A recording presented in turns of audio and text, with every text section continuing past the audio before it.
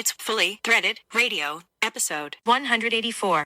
What we expect is ourselves personally to be quite busy the first two quarters of 2023 and then continued good solid growth the last two quarters. But I think the first two are going to be busy for us.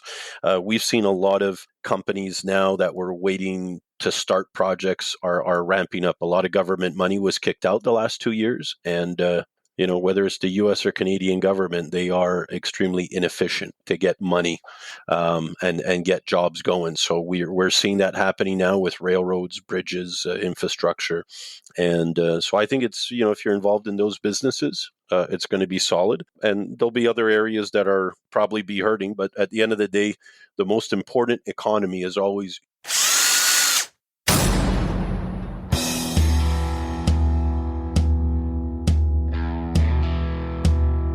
It's time for Fully Threaded Radio.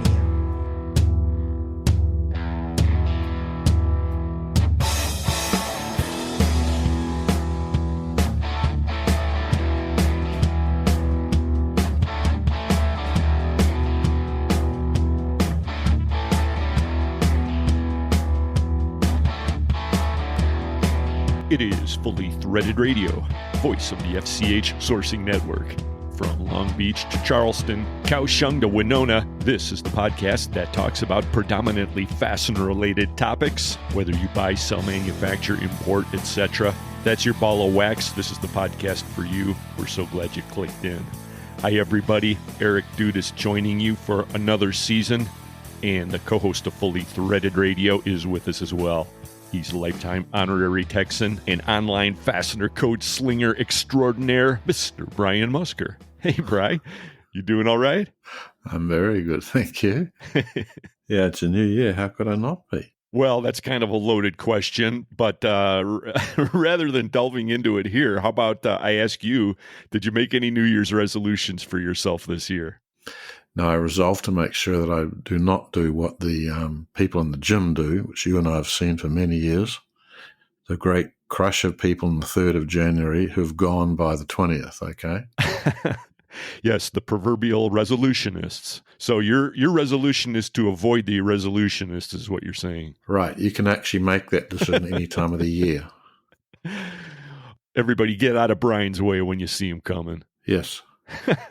Yes, the people who are struggling with a 15-pound bench press with a spotter, okay, then you know they're not going to last that long. You're hardcore, so we're dealing with a hardcore fastener audience on this podcast, so we'll dig right in with this, episode 184 of Fully Threaded Radio. We're publishing this time on or about January 16th, 2023. Man, that sounds weird to say, but here we are in a new year. Right. We take a look back a little bit when we talk with Mike McNulty and Tim Vath of Solution Industries and finish off the Fastener Distributor Index for its 11th year. Can you believe that too, Bri? Yeah, no, wild, isn't it? Uh-huh. And there are some mixed feelings about the year as it went out, but we'll say goodbye to it that way. And we'll also talk with a couple of hard chargers looking forward to 2023 in a big way. First off, it'll be Matt Boyd with Parker Fasteners. They're out there in Buckeye, Arizona, doing everything they need to do to keep on growing, and they're super excited about the year ahead. Likewise, Jason Baines with J Lanfranco is our second feature segment on today's episode. A lot of people are becoming reacquainted with J Lanfranco. They've actually been in the industry for many years, but they kept kind of a low profile. Jason Baines explains that during the conversation today on a lot of the things that they're doing to take advantage of some of the opportunities they see, even amid some clear challenges that are coming our way.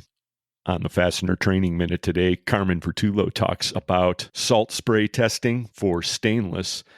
You know, Bri, he's been talking a lot about corrosion issues and alloys. I think this is really being driven by questions that he's receiving from listeners. So this is apparently what people are thinking about. Yeah, I guess since it hasn't been a problem in the past because California's dry as hell. Now they've got rain and water everywhere, so it's even more appropriate. Maybe you're right. I hadn't thought of that. Yeah, it's coming down in the trillions of gallons now, right. Apparently. Way past the bucket loads, this is. And speaking of loads, this is a loaded episode. We've got a special feature ahead of the Fastener News Report this time. It's Bob Chiricosta. He's show manager of Fastener Fair USA, which is coming up in May. People are excited to head out to Nashville. We talked with Bob when he had just landed out there in Nashville to take care of some details, getting everything ready for the big show in May. So this will fly by, and we're so glad that you're all listening, everybody. Thanks for being here. Yeah. Brian, you've got the lineup of our fantastic partners that make this thing happen. And I'd just like to point out before I ask you to give them a hat tip, we're welcoming a new sponsor to the lineup this time. It's J Lanfranco, previously mentioned. Jason and company have made a conscious decision, and I think a lot of people are aware they've been a lot of fun at the shows, Vegas, last year in Detroit. They've been at NFDA, the regional meetings. They're doing a lot to make waves.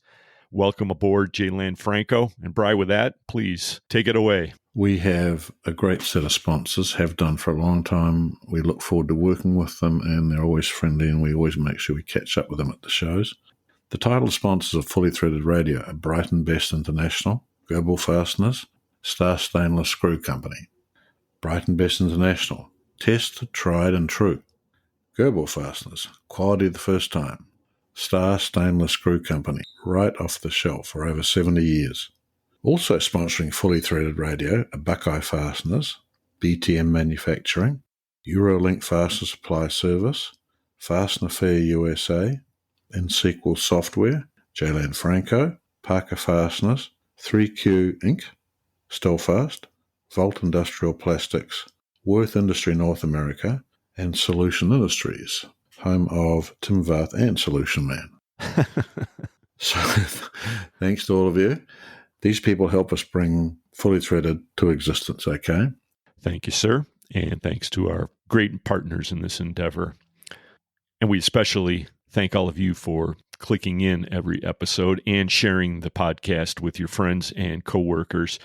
It's our best route to growing the podcast. So please let everybody that you know in the industry know that you listen to Fully Threaded Radio. We appreciate it.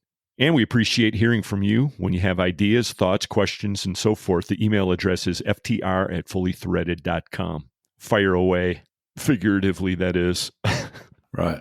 So further to the idea of resolutions, Bri, I guess it's appropriate to mention that being the first podcast of the 2023 season. Got some news from the MWFA that Fastener Week is going to be a thing again this year in August. That's happening out in Chicagoland. Yep. Details will be forthcoming. But if you want a reason to actually stay with the gym this year rather than going for the first 3 weeks of January and then quitting, making Brian upset, start hitting the gym and get ready for the big Rugged Maniac race that's happening on August 19th. That's in Grays Lake, Illinois. Regular Fully Threaded listeners are already aware that we've been doing this race out in Grays Lake. First year it was the Tough Mudder, and then last year it was the Rugged Maniac. This year it's the Rugged Maniac again, just because of scheduling. It happens right before the Saturday before Fastener Week, so it's convenient. A lot of people show up in town a little bit early, and the team was, how many did we have last year, Bride? Like 22 maybe? 24? Something like that. That was a good group. It was like twice as many as the first year. And equally energetic, okay? I think the energy was incredibly high last year. Of course, the fireball shots in the parking lot ahead of the event didn't hurt.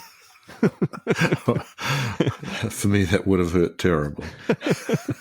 I don't know who brought those, but there was ample ammunition all the way around for this thing, including a lot of swag, and we'll talk about that some more in a moment, but it's a lot of fun. It's a great event, and it's a good way to really make a great bond with some Fastener friends that you'll have forever, basically. I'm sure you've seen some of the photos out on LinkedIn and elsewhere.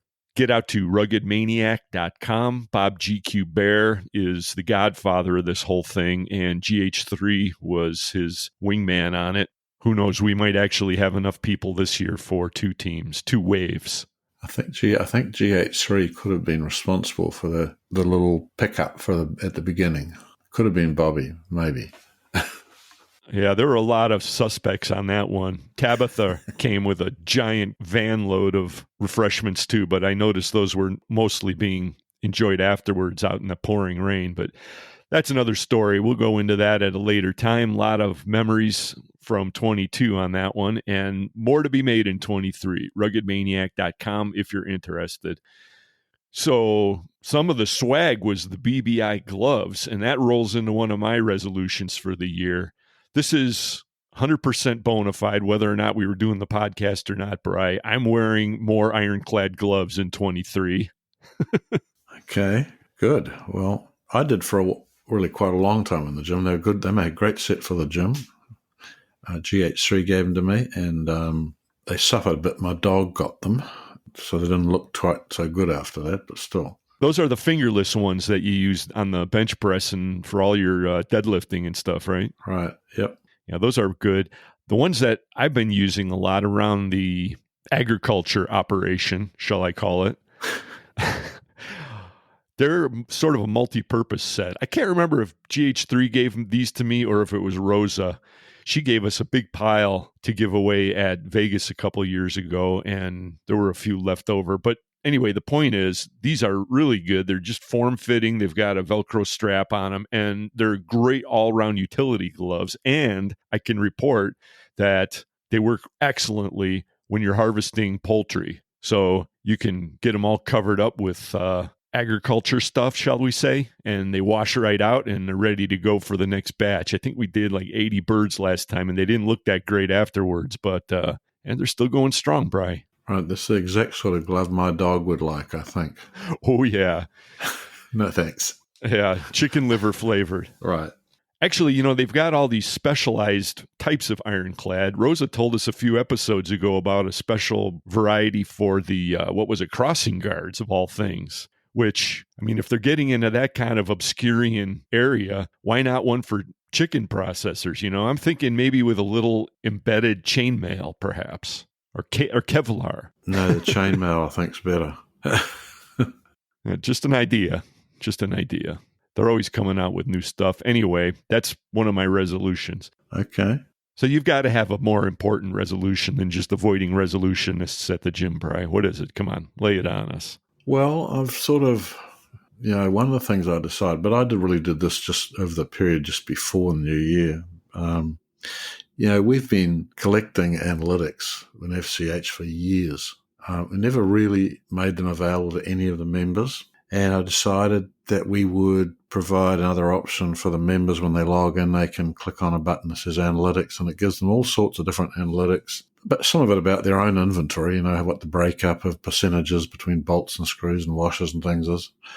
But also, in general, over all of FCH, what's the ratio of searches for screws to washers to cap screws and, drilling products, all that sort of stuff. How many times what's the percentage that people actually search for mil-spec stuff? They search for metric versus imperial. And so I just, over the few days just before New Year and just following it, I put a whole lot of these things live for members, okay?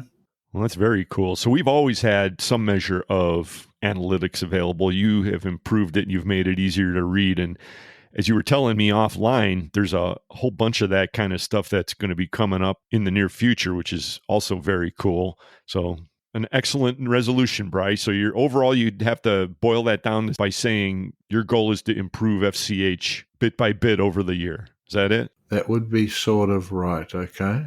All right. That's one I can live with. Right.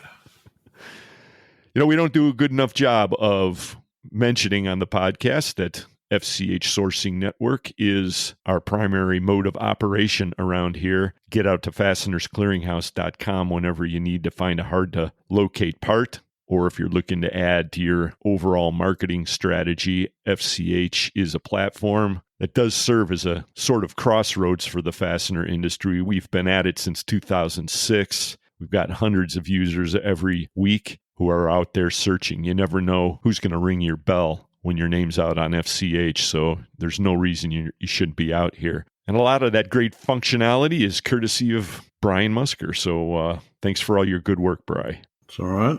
I also want to mention that some of the improvements we make are actually as a result of users who point out things that either don't work the way they think they should, or they think we could make it better in different ways. And one of those I fixed up, or actually I altered and I added in. It was a different way that search functionality should work, okay? So that you could search much, much more generally. And we didn't really ever allow that.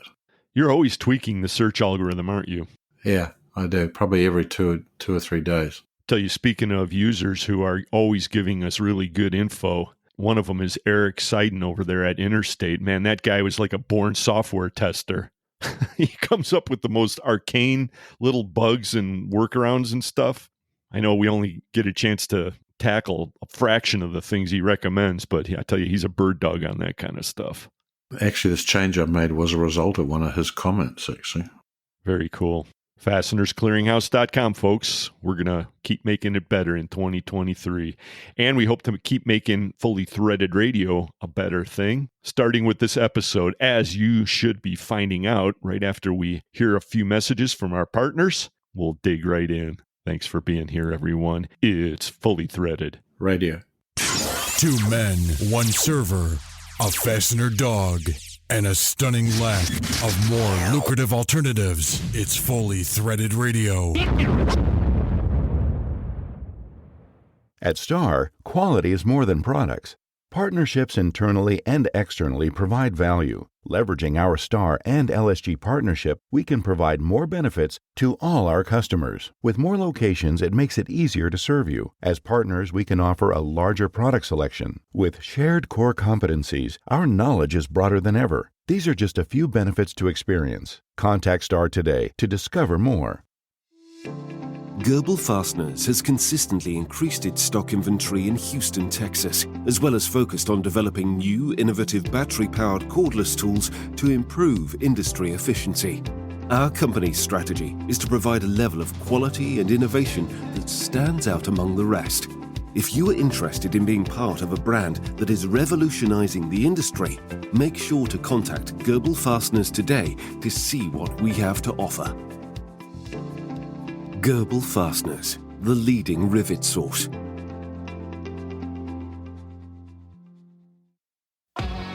The U.S. Anchor brand has over 45 years of history, providing quality anchoring products sold through various distribution channels.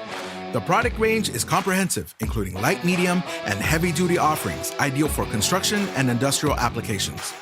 Our flagship Ultra Wedge Plus Wedge Anchor has obtained the prestigious ICC-ES approval for cracked concrete and uncracked concrete, as well as the Miami-Dade County approval. The state of Florida, city of LA, and state of California have all approved the Ultra Wedge Plus. For more information on U.S. Anchor, visit brightonbest.com. Tested, tried, and true. We are Brighton Best. Hey, this is Clayton Allen from Buckeye Fasteners in Cleveland, Ohio, and you're listening to Fully Threaded Radio.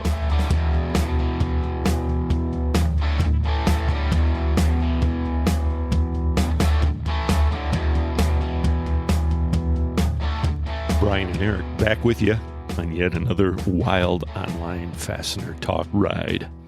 Odyssey. Yes, each episode is an odyssey. You're correct, Bri. Sometimes seems that way. And some of the associations have started off the year with big news. Midwest Fastener Association announced that our friend and longtime partner, Jake Valdez Davis of BTM Manufacturing, has been announced as the new president of that venerated organization. Congratulations, Jake. Right. Good. He's taking the reins from George Hunt III, Brighton Best Chicago manager. And I think he was president for, 3 years has it been? George. Yeah.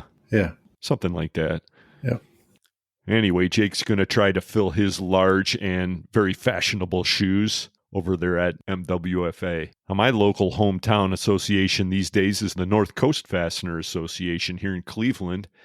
And they've also announced the change of leadership. Mike Fastener Friend Robinson of Star Stainless has been announced as president, and backing him up as VP, it's John Kovac of AFC. So 2 other friends of the podcast in high places we've got now, Bri. Yeah, that's cool. Glad to see Mike there. I've dealt with Mike for years, and he's a great guy. Dave Audia of GL Hewitt did a very fine job over the years with the NCFA, and if anybody could pick up where he left off, I'm sure it's Mike and John backing him up. Of course, everybody knows that behind the scenes, really, Marty Nolan is pulling some of the strings. So congratulations to everybody. And in other association news, the NFDA is requesting nominations for this year's Fastener Professional of the Year Award. Now, this is an award that recognizes individuals from fastener distributors or supplier companies who've made exceptional contributions to the industry. And this process is open through February 28th, 2023.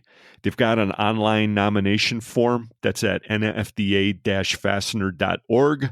And they're inviting anyone in the industry who has a name in mind for nomination to Fastener Professional of the Year to go out there and fill one of those out. So now's your chance, folks, if you know somebody who you think is worthy.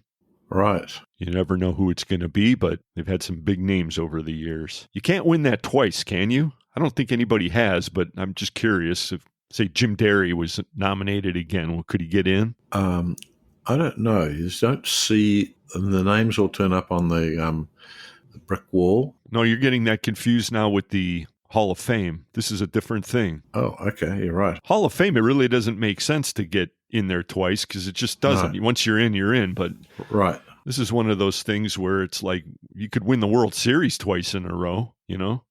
I don't know. I wonder if that's even in the bylaws. I think you might be thinking a little too much about it. Okay. It's not that complicated. Well, you might be right. Fastener podcasting is my life, Bryce. So. And farming. And farming. Thank you. And worrying about FCH. That's true. I've got a very complicated world at this point, but it's not complicated to get out there and make a nomination. nfda-fastener.org if you know somebody who should be the next fastener professional. And we'll just say that hasn't been a winner before. How about that? Right. A newbie. And there's a new issue of Link magazine that's hit the street. Bri Brixon's got the cover this time. We're fans of Brixon. Big fans. Buddy D. Good. And inside, something that you don't see all the time, a very bold, open letter to the industry from InSequel Software president Bob Reynolds. Oh, okay. I haven't got quite that far through it yet. Yeah, you open up to page 32. Well, I guess this would be the insert, so this would be page 33 here. But anyway, their new ads say big business solutions with the personal touch. So, of course, they're highlighting their industry-leading customer support, which, let's face it, is a huge thing when you're looking at an ERP system. You need people there who are going to be there when you need a little hand-holding, a little help along the way, right? Right, or a lot of help. ERP is a big world. It's complicated, so customer support's key. Bob's pointing out in this open letter something that it's kind of an elephant in the room. But as all these consolidations and acquisitions happen, and it's not just in distribution and manufacturing either, folks, it's in tech. And we've seen consolidation on the tech side of the Fastener ERP world, which is the world that Bob Reynolds plays in. And he's saying, hey, we're going to be around for the long haul. We're a family company. We're here to take care of our user community, and we'll be here for you when you need that customer support. We're not going anywhere, so stick with InSequel Software. Good letter, Bob. We should have him on the podcast to talk about this because we could branch that general concept off into a lot of directions, I think. Get him and Joe Truckee back, maybe. Yeah, we haven't had him for ages, actually. Man, the stories those guys have. Yeah, now the thing about them is that both of them would be able to sort of say anything and you can have an interesting conversation. Oh, yeah.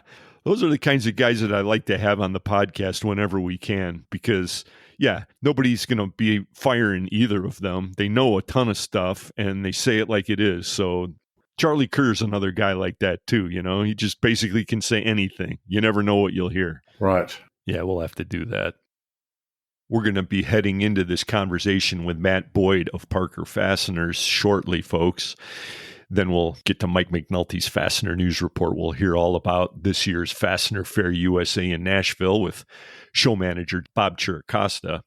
But there's another event coming up this spring that will be especially interesting for some of you West Coast people who might not be heading east for Fastener Fair, or even if you are.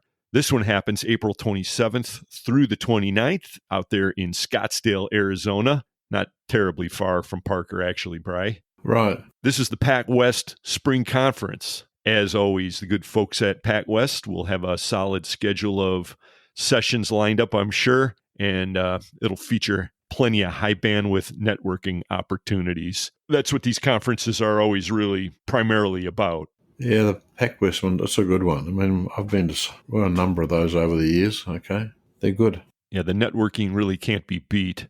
And they also welcome the chance to meet non-members who are thinking of coming on board.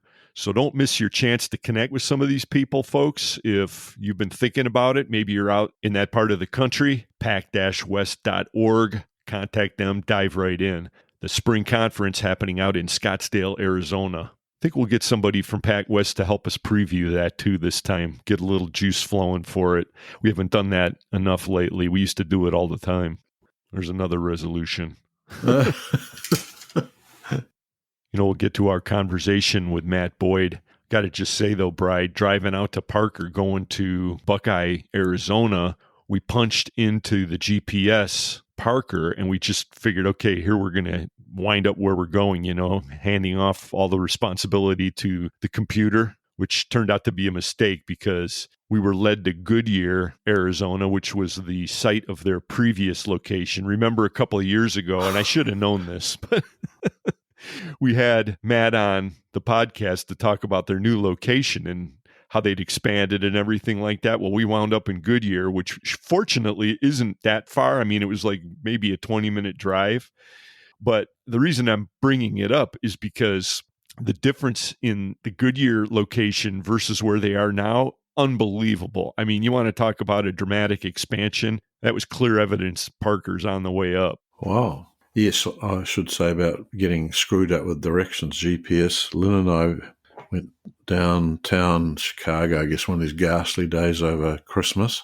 And I guess with the tall buildings, the GPS got completely muddled up. And even though we were one building away from where we were meant to go, GPS directed us on a path that was a mile away, the complete opposite direction, and kept getting completely screwed up. And in the end, we had to turn the phone off and just ask people. And they pointed us to this place, which was really about 150 yards away from where we'd parked. Yeah, and let me guess, it was like about 14 below with wind chill down there in the loop. Oh, it was terrible. It was terrible. And it was snowing as well. So it was like everything was going wrong. The last time on earth you'd want to be walking around lost. Right. I've been there. Well, you got to say, over the years, these things have come a long way. I mean, they're very good and reliable for the most part, but when they go wrong, you wouldn't really want to trust your life to it if you could avoid it. But unfortunately, here we are, what we do. Yeah, I know. Yeah, I mean, when I'm driving over to see you, I put the GPS onto your address and sing and pay no attention except where it's telling me to go for the next, 6 hours. What a world. The future is now. Well, speaking of the future, I know somebody who's forging the future. Yeah. And that's Matt Boyd, of course. Right. And that will become abundantly obvious during this conversation. Let's roll that now. Yep. Well, here we are on the first feature segment of the new 2023 podcast season, and the future is now. So forging the future is something that Matt Boyd of Parker Fasteners knows a lot about. He's here with us now. Hey, Matt. Hello, Brown and Eric. Nice to be here. Appreciate you having me. It's a pleasure. It was great to join you out at the Parker facility. Finally, I made my way out there after these several years of threatening to do so. Thank you for hosting me. As fate would have it, I actually had the 10-year anniversary Parker t-shirt on today at the gym. That's wonderful. That's what it's for. Actually, before we get too far into the conversation, when I wound up going out there with my brother, when we walked into your bullpen area, one of your guys, and there's no way they could have known that we were coming, actually had a fully threaded golf shirt on. I was very impressed. Yeah, we had it all teed up. We just we saw him walk in with it on, and we said, "Hey, you got to make sure and stop and talk to Eric." And then when you guys got here, he was at lunch, and we're like, "Where's Richard?" So I'm glad that he came back by the time we made it back from our tour. Yeah, that was great. That was really great. Well, you have a wonderful staff over there. We'll talk about that a little bit during our conversation here, because forging the future depends on a great team, which you have at Parker Fasteners. And most recently, we had a little problem getting you online here today for this segment, and your IT guy, Tim, was on. And at one point, I actually kind of, I was really kind of just putting one over on him. I said, all right, Tim, we're going to start recording right now. You know about forging the future, don't you? Yeah, his eyes got real big, real fast. He wasn't prepared for that one. He would have done it, though. He would have gone and taken one for the team. I know it. Yeah. His he would have to work on his radio voice, just like I have to, obviously. Well, you have a perfect voice for this situation, and why don't you use it a little bit right now? We've got a lot of insights into what's going on in the fastener world these days, and I know that from the Parker perspective, things are looking actually pretty good. I mean, what are you seeing out there these days? Yeah, I agree, and we talked about it during your tour. But being diversified has really helped us quite a bit. Early on when COVID hit, being connected to the semiconductor industry obviously was a big plus for our business. Being able to ride the chips wave of demand and all the delays. And, at one point it felt like we just couldn't make the product fast enough and, get it out to the market. So we're seeing some cooling there. There's still demand, we're still making product, but it's just not at the all-time highs. And I think a lot of the listeners on the podcast have, from this point to when COVID started, had highs in different areas of their customers' businesses. But now it seems to be more military, defense, demand. And then we're starting to see aerospace come back, even though, Boeing hasn't hit their stride yet. We're starting to get some orders that support their products. And so we're hopeful that 2023 will be a good year as 22 was, but it's just going to look a lot different. Very different.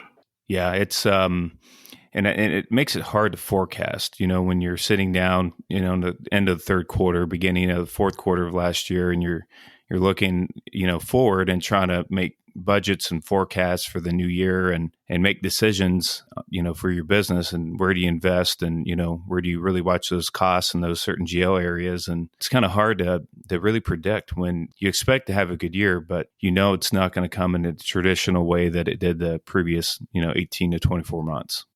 Well, there's so many mixed signals coming out of Washington at the same time, which is sort of the problem. Yeah, interest rate hikes are definitely, impacting the business. And, maybe it's just a year of talking about the new year, but, there's a lot of recession talk in the media. And, as we went to some of the ITR events, the IFI events, or at NFDA, the economists there just say, not recession, just slowed growth. And that's what we're seeing, but that's not what you hear in the news. Well, it's not sensational enough, is it? No one wants to hear slow growth. They want to hear some traumatic experience so they can blab it all over the news, terrify everyone. That's right. Well, we haven't gotten to the FDI review part of the podcast yet, Matt, but I'll tell you this. We presented a supplemental question this time around, which asked everyone to take a look at 2023, predicting the future, or at least prognosticating a little bit. And I can tell you that it's across the board. So we have every flavor of there's going to be a huge recession to it's going to not be that bad. It's really a self-fulfilling prophecy that can be avoided. So uncertainty in droves. You hit it on the head there. Yeah, if for the people that read that report, they'll be able to, pick out my comment that I put on there. But, I'm seeing a lot of potential overreacting from some of our customers, where they're not willing to put as much inventory on the shelf, or they're having that inventory stretch out, a little further. And, I just question, how well do they know their customers? And, is that the right thing to do? I think in some cases it is. And then some cases I'm a little worried, because it takes time to manufacture these parts. And we don't give it enough time. And then, something that takes 10 to 12 weeks, sometimes, more, and they call and they go, hey, I need it in 6, or I need it in 8, or I'm going to have line down situations. What it does for a manufacturer like us is, opens up that repeat business that you've had for years. It opens it up to the competition. And because, we just can't produce it quite as fast as they needed to. And if you, really research and look at it, it's probably because the distributors were just wanting to, have those dollars on the shelf get stretched a little bit further. So I'm forecasting a year of the suppliers, master distributors, or manufacturers like Parker Fasteners who can, get their finished goods to the market the quickest. They're going to be the real winners in 2023. Interesting comment. Okay. So it's going to get a little more competitive, you think?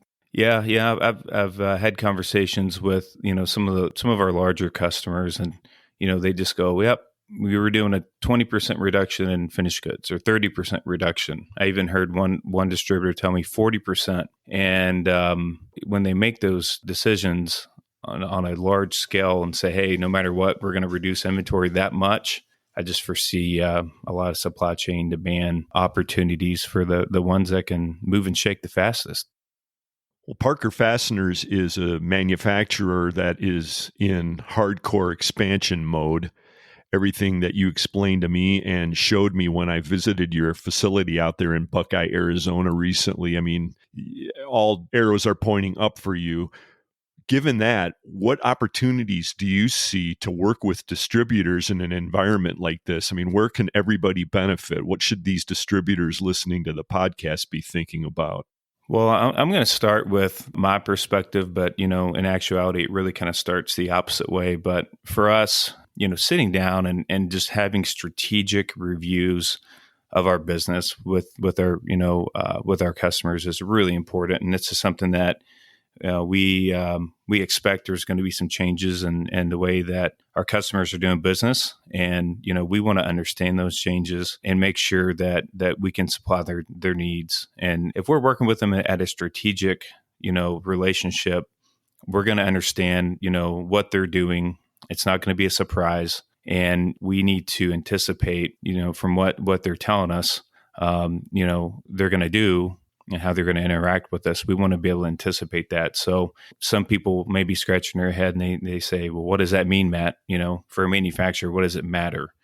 And for us, it's making sure we have the right tooling on the shelf, or we have access to the right tooling on the shelf from our suppliers, or having that raw material, go ahead and commit to it, but not bring it in. Just say, over the next 3 months, we may call it on a whim and ask for it to be delivered. So there's a lot of supply chain flexibility that we have that, we can plan for. And when our customers call and go, oh, I need this in 6 or 8 weeks, not the standard 12 to 14, we can react and we can make sure that we keep that business with that distributor partner. So on the other side of it, for distributors, having those same strategic conversations with their customers and understanding, what is going to come, over the next 3 months, 6 months is, I think, very crucial for them to understand their customers. And then obviously they have the same conversation with us, relaying that information. And it really it allows you to be able to move and shake to the market, wins. And you don't have too much inventory on the shelf where you're carrying it for 14, 18 months. But, that sweet spot is really 3 to 6 months you want to have on the shelf. And, just working in a strategic level, having sit downs with leaderships of these end users and the distributors, having a good understanding of what their customers are trying to accomplish in 23. And then, interpreting that data and sitting down with, their manufacturers or master distributors and relaying that information. And I think if that strategic communication is done, then there's a lot of value that the distributors bring to the equation, and it works for both sides. Well, how many distributors that you work with do you think share this mindset? How many are actually executing this?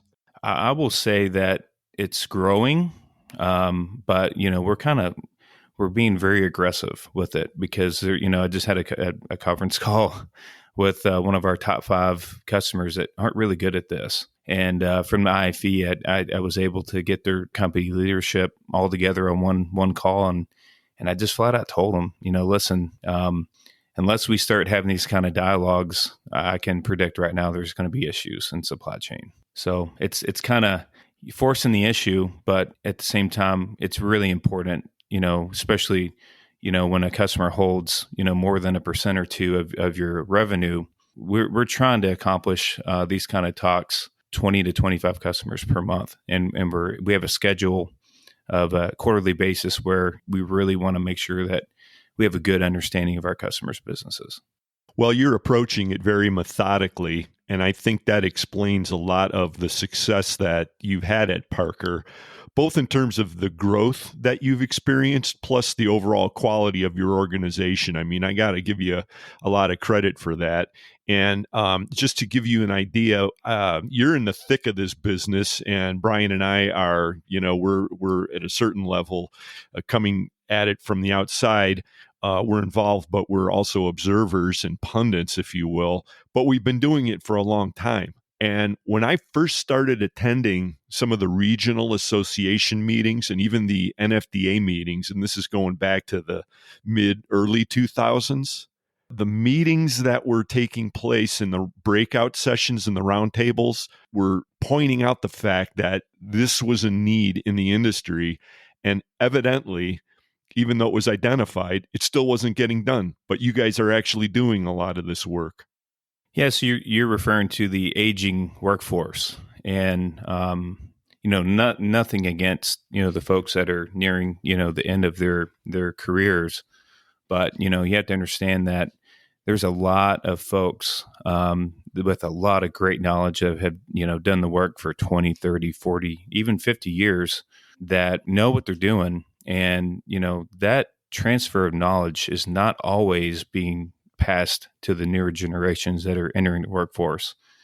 So, yeah, Forging the Future was a tagline that we brought on in our business, probably second or third year that we started it. And it was more because people come to us and go, you're so new. We don't want to put all of our eggs in your basket. You may or may not make it, Yeah.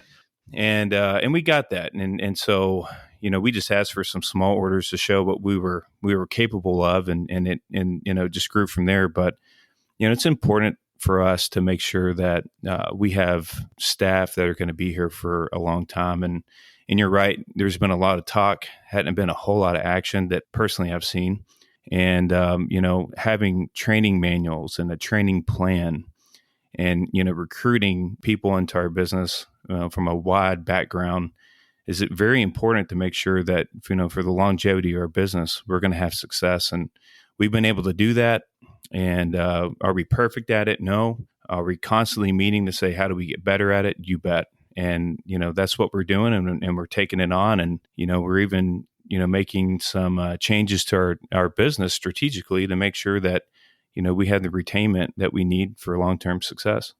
Well, this idea of passing down tribal knowledge, if you will, is an ongoing theme on the podcast and in the industry for sure. And we can talk about that a little bit more here. But I want to just say quickly about this idea of communicating with everybody in the supply chain and how long this has been a topic. I'm not suggesting that no work there was ever done, but I think that A, you guys are doing a really good job of it, and B, it's one of these tasks in the business that it can't be done once and then it's dropped. And I think that may be what we saw in some cases, not every case, of course, but I think I didn't want to say that people dropped the ball on it. I didn't want to imply that.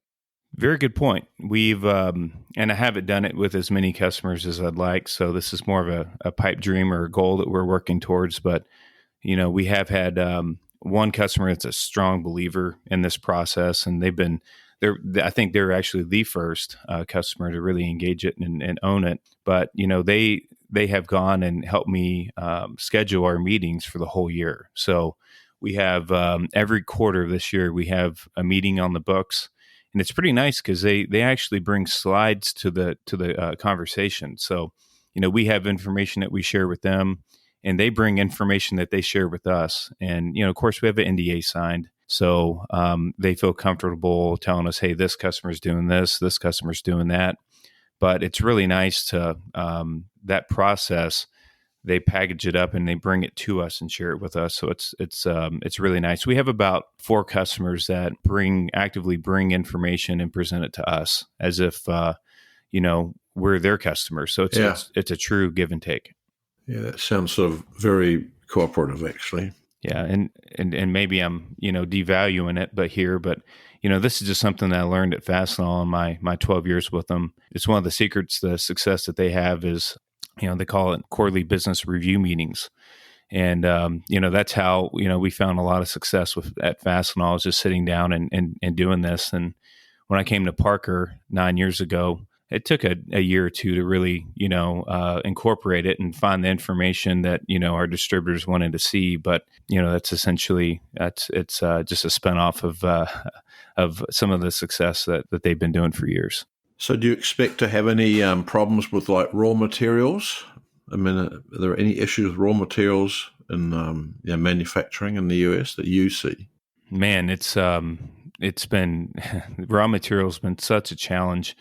COVID, had a couple of the mills, shut down or stop production for a while, and it was hard for them to get back going again.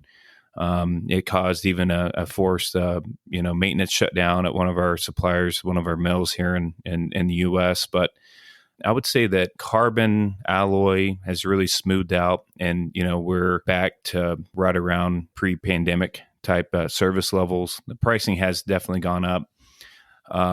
Stainless is smoothed out as well. It's better than it was the last 18 months. Huh. But the real challenge, and probably not a whole lot of the listeners here deal with this raw material, but A286, which is a high nickel alloy that we do quite a bit of parts in that raw material, that has really been a challenge. We were getting predominantly the majority of our A286 out of a mill in France. And with the Russia-Ukraine energy crisis, with Russia holding back, natural gas and oil, to the EU, we've had to completely shift the sourcing and of that raw material. And oh, by the way, the one mill that produces it, there's 2, but there's one that's doing it successfully. They're really busy because everyone experienced the same issue.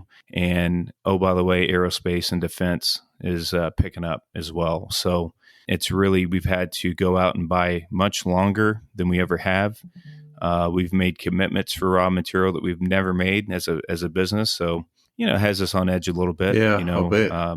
But so far it's worked out. And that's part of the quarterly business review process, is explaining those things and saying, listen, if you don't communicate with us, and A286 is a material that you acquire from us, the lack of communication can really cause, up to 90 days, 120 days of delay, just to get the raw material required to make the parts. But so far, we haven't had any of those situations, and we've been able to just every month it's a new challenge. What are we low on? What do we need to get?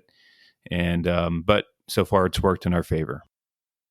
You mentioned that you cut your teeth at Fastenal. And I got to say that when I was visiting your facility, the energy there reminded me of many years ago when Brian and I first made our way to Winona. Remember that, Brian? We did that training session for all those regional or district managers. And but the intensity there in their training center and the enthusiasm and everything, there's a flavor of that, or a version of it at Parker. I think you probably borrowed a little of that, and you've injected it into what you're doing over there. At least that's how I felt, Matt, when I was there. Well, I appreciate you making that note. It is true, when people come and interview to work here, it doesn't matter at what level, production, administration, sales, we give tours, and, we tell the folks, anyone that you see out in the plant or in the office, stop them and ask them about, the environment here, if they like working here, what they like about it. And, what challenges, if any, that they experience. And we do that in a confident manner because, we really work hard to, make sure our people feel that they're appreciated. And then we also have, strong goals, and we do have a strong culture that we make sure that, before we hire anyone, that they understand it and that they're signed up to support it. So we're very blessed to have that. And that really starts with, our president and founder, Robert Parker. He has the fire in his gut, and, it's very contagious. And, we do take it very seriously, but at the same time, we also like to, have fun as well. So we've been, getting together once a month to have these company provided lunches. And it's an opportunity to socialize, get to know people in different departments, and then also, share some of the details of our business with the employees, to make sure that they understand that their work is valued, and, the parts that they manufacture do make a difference. It's pretty neat to think about how we have parts in outer space. We have, parts at the White House. We have parts and different, varying military applications that, the chips in their cell phones. Our parts had a part in making those. So it's just really neat to understand that. And at these quarterly business reviews, at that point is when we start to learn, how our parts are used and why they're so critical. And those lunches are an opportunity to share some of that information. Oh, yeah. Well, they're having a great effect because your guys are jazzed up every step of the way. I could attest to this. Yeah. You mentioned Robert Parker, and he's got the fire in the belly, and you like to have fun and all that. And actually, Parker Fasteners was well represented this summer when we did the Tough Nutter race, and Robert couldn't make it. He had to pull out at the last minute, and Ashley, I think, took his place. But you and Ryan and Parker was well represented. That was a lot of fun. I'm really looking forward to it. And thank you for the reminder, Eric. I'm going to have to start working out a little bit and getting in better shape for that. And is he going to make it this year, Robert? I'd like to think so, but, we're just so busy. We have so much going on.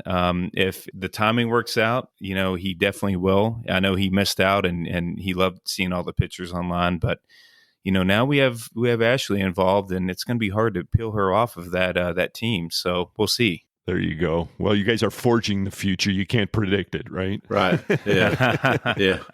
That's the different pay grade. Okay. Yeah. Speaking of which, Bri, there's a big movement afoot to draft Brian and Lynn into this year's race as well. So, any comment on that while we got you on the line on this subject? From me, why would I be wanting to comment on that? Have you found a new way of cutting 20 years off your life? I don't know. You can do it, Brian. It's all good. You and Lynn have it. It's fun, but I think it's for a little younger than me. That's the review I've come to, though I am not sure.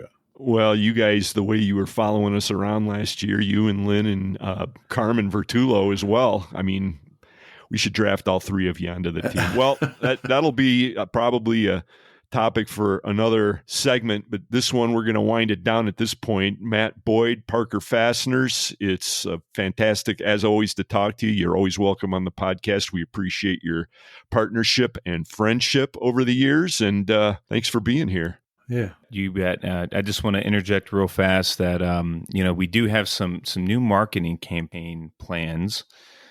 We do have some interesting stuff to share. So if you are not already, please follow us on LinkedIn or our social media destinations. I don't think that you will be disappointed, and it will be a compliment. But I think some of the things that we're going to do is outside of what, anyone in our industry has done. And the best compliment that you can pay to it is if someone, other companies get the idea and see what we do and want to do a different version or something similar or even the same, kudos to us for kind of trailblazing it. But you definitely want to do that. And then also the Sleep in Heavenly Peace that, Jake Davis has really helped us ignite within the industry. I'm so happy to hear that other companies are engaging. I still, need to get with you guys and figure out how to start counting all the beds the industry has made for kids that don't have beds to sleep in. But our event is coming up March 11th. And if anyone in industry wants to come out, take a tour of the facility and help us make 120 beds, please come out. A lot. Yeah, we're pretty excited about it. So we're going to hold our second annual build in a couple months. Again, March 11th. But thank you so much for having me on the podcast. It's nice to actually have equipment that works. I'll just need to test it. Thanks to Tim, the IT guy. Days before the event. If anyone wants to be on the podcast and they get new equipment, new hardware, test it days in advance. Yeah, right. We got it done. All right, Matt. You guys rock. Thank you so much, Brian, Eric. And mate, yeah.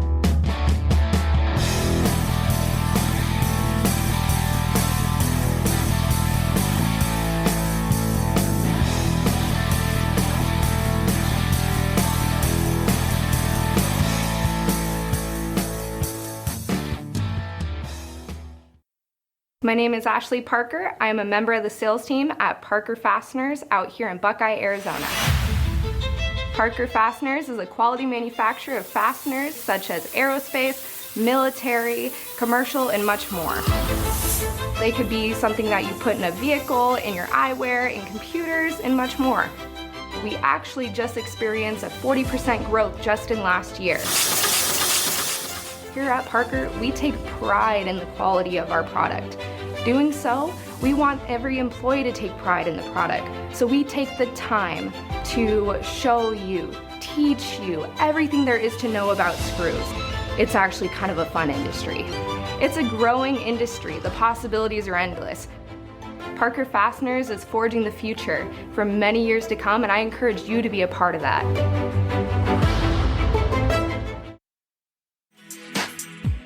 Stelfast customers say it all. Travis Hermanson, Pacific Bolt Manufacturing out of Vancouver, BC, Canada. I use Stelfast as one of my main suppliers. They've been a consistent, great vendor of mine. I've used them for many years now. I've never had any issues. And whenever we are in a jam and we need to get skids and skids of product out the door, out of the warehouse, Stelfast jumps on it right away. Their pricing. Always very competitive, and they're always my first phone call. I'm a big supporter of Stelfast, and I continue to be one for as long as I can. For service you deserve and people you trust, it's Stelfast.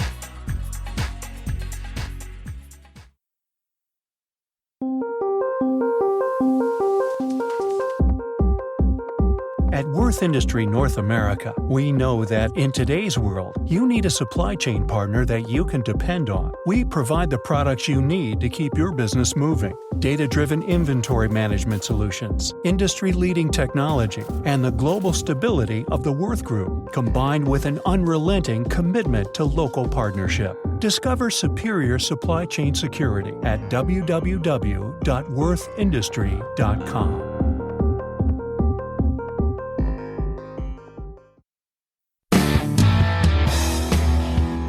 Hi, this is Joanne with Star Stainless in Woodville, Illinois. You're listening to Fully Threaded Radio.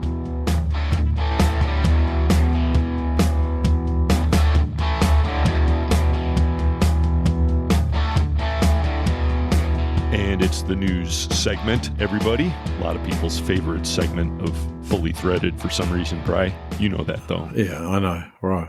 Why wouldn't it be? Mind you, we're not a news podcast. We are not a news organization, but fortunately we've got Mike McNulty from Fastener Technology International, who is, and of course, Volt Industrial Plastics, who supports the news segment every episode, which is great. This time, Mike McNulty is going to be talking with Tim Vath of Solution Industries. He'll be covering the FDI. Man, this is a shocker, folks. If you haven't heard already, you're not going to want to miss this one. But before we get to that, excitement has been building. Everybody's talking about it. May 16th and 17th will be the latest rendition of Fastener Fair USA. It's happening in Nashville, which is a very fun town. Just so happens, Bob Chiricosta, the show manager of this event, just landed in Nashville. He's getting things set up already, working hard for you. Hey, Bob, thanks for hopping on with us. Hi, Eric. Hi, Brian. Hi. Yeah, I just got off the plane in Nashville, and we're getting ready for some meetings with the convention center, catering, electricians, riggers, security, health and safety, all those kinds of things, planning for the show in May. So much goes into these things, doesn't it? There is an awful lot. And exhibitors kind of see it and understand a lot of things that are going on, but the visitors don't really always know everything behind the scenes. There's even parts that exhibitors don't see, like the security measures and EMTs, health and safety, fire rules, emergency planning. An awful lot when you get that many people together in one place. Right. Deep encryption. Right. People see you walking around the show floor all calm and collected. You know, you have it all put together. They have no idea what you're going through. Well, once the door is open, all the difficult work is over, and then it's just making sure the attendees have no problems or issues, and that people have a good time. Speaking of good times, tomorrow afternoon we have a meeting with the Country Music Hall of Fame to go over the plans for our networking party. That's going to be on March 16th, the night right after the first day of the show, Tuesday night. Cool. It'll have open bar. It'll have food. People get to tour the museum, and we'll have a live band. And we're really excited about being able to be inside the Country Music Hall of Fame. Yeah, that's going to be huge. Yeah. So once again, the event this year, Fastener Fair USA, is May 16th and 17th. It's happening in Nashville. The website for this is fastenerfairusa.com. But there are things that are happening the day before, as there usually are. Why don't you let's cut to the chase. Why don't you just give us the rundown on this, and then we can drill in and talk about maybe a few things that are fun to do in Nashville, because that list could take us like the rest of the episode conceivably. It's such a great place to be. Well, once again, the Fastener Training Institute is going to run their Fastener 101 educational program the day before the show on the 15th. That's always well attended. It's one of their most heavily attended programs that they run. It's great for anybody new to the industry or a refresher for people, and it kind of covers a broad range, as the title says, covers a broad range of the industry and overview. And that's always well received. And then that night, the night before the show, the Midwest Fastener Association and the North Coast Fastener Association are going to hold a party somewhere. And it's sort of a just come and meet. And it's going to be at one of the honky tonks on Broadway downtown. And they just haven't chosen it yet. I think they want to go sample them all first or something. Yeah, sounds surprising. I think I'd be wanting to do that too. We'll be able to announce that pretty soon on the location, but it will take place the night before the show, as they've done the last couple of years. You've gotten to know this industry pretty well over the years, haven't you? Yeah, I've been doing it for a while now. Of course, I'm very familiar with the Fastener Fair in Stuttgart, Germany, which is coming up this year as well in March. And then again, I launched and ran Fastener Fair Mexico when we first launched that one. And then I've been on with this one since we launched it here in the U.S. But, I work in a few different industries, and this is by far my favorite. It's the people in this industry. And it's funny, as we have a new marketing director that's come on board. We have new operations people came on board, and they always tell me, wow, the Fastener people are the best. So that says a lot for the whole industry. Nice. Another thing we're real excited about is the now working with the Fastener Industry Coalition of 13 associations. We're working much more closely with them to spread the word, promote the show, let people know what's going on. And they've been very, very supportive, and we appreciate all their help. Yeah, that's really a big move for you guys to get momentum behind the show, because they do represent a very large segment of the industry. Yeah, when you put all the associations together, that's a lot of people. And, there's one thing that spreading the word is important, because we know that 46% of the people who attend our show don't attend any other fastener show in the United States. So exhibitors who maybe just do another show are missing all those potential attendees that we get that don't go to other shows. And that we just learned that number recently by surveys and calling people and getting to the bottom of it. But that was an interesting thing. And we noticed it right away when we looked at the list of attendees and the cities they were from. And they're more East Coast, Midwest people. And then we started to find out, well, do they travel out west? And apparently 46% of them do not. So that was an interesting thing we learned this year as well. Huh. Okay. That is an interesting demographic. Well, let me ask you this. Are there any other trends that you're seeing unfolding? For example, what about the international attendance? Well, that's international attendance is certainly growing from last year. China is coming back. They pretty much weren't there at all last year. Taiwan is going to be double what it was last year. India is going to be just as strong, maybe 50% bigger than last time. More Vietnamese companies than ever before, and quite a few European companies, about the same as we had back in 2019. So international is growing like crazy. Overall, the show is going to be about double the size of the show last year. The show is really growing. So we expect it to be double the size. It's already way bigger than last time. And we're creeping up on that doubling this show number. So we're excited about that. And we're excited about being in Nashville. It's where the associations told us they want to be. They wanted to try a show down here. So we put it together, and we're excited about it. There's so much to do and see in Nashville. First of all, if you walk down Lower Broadway, and our show's in the Music City Convention Center, which is right downtown, a block away from all the bars and restaurants and honky tonks.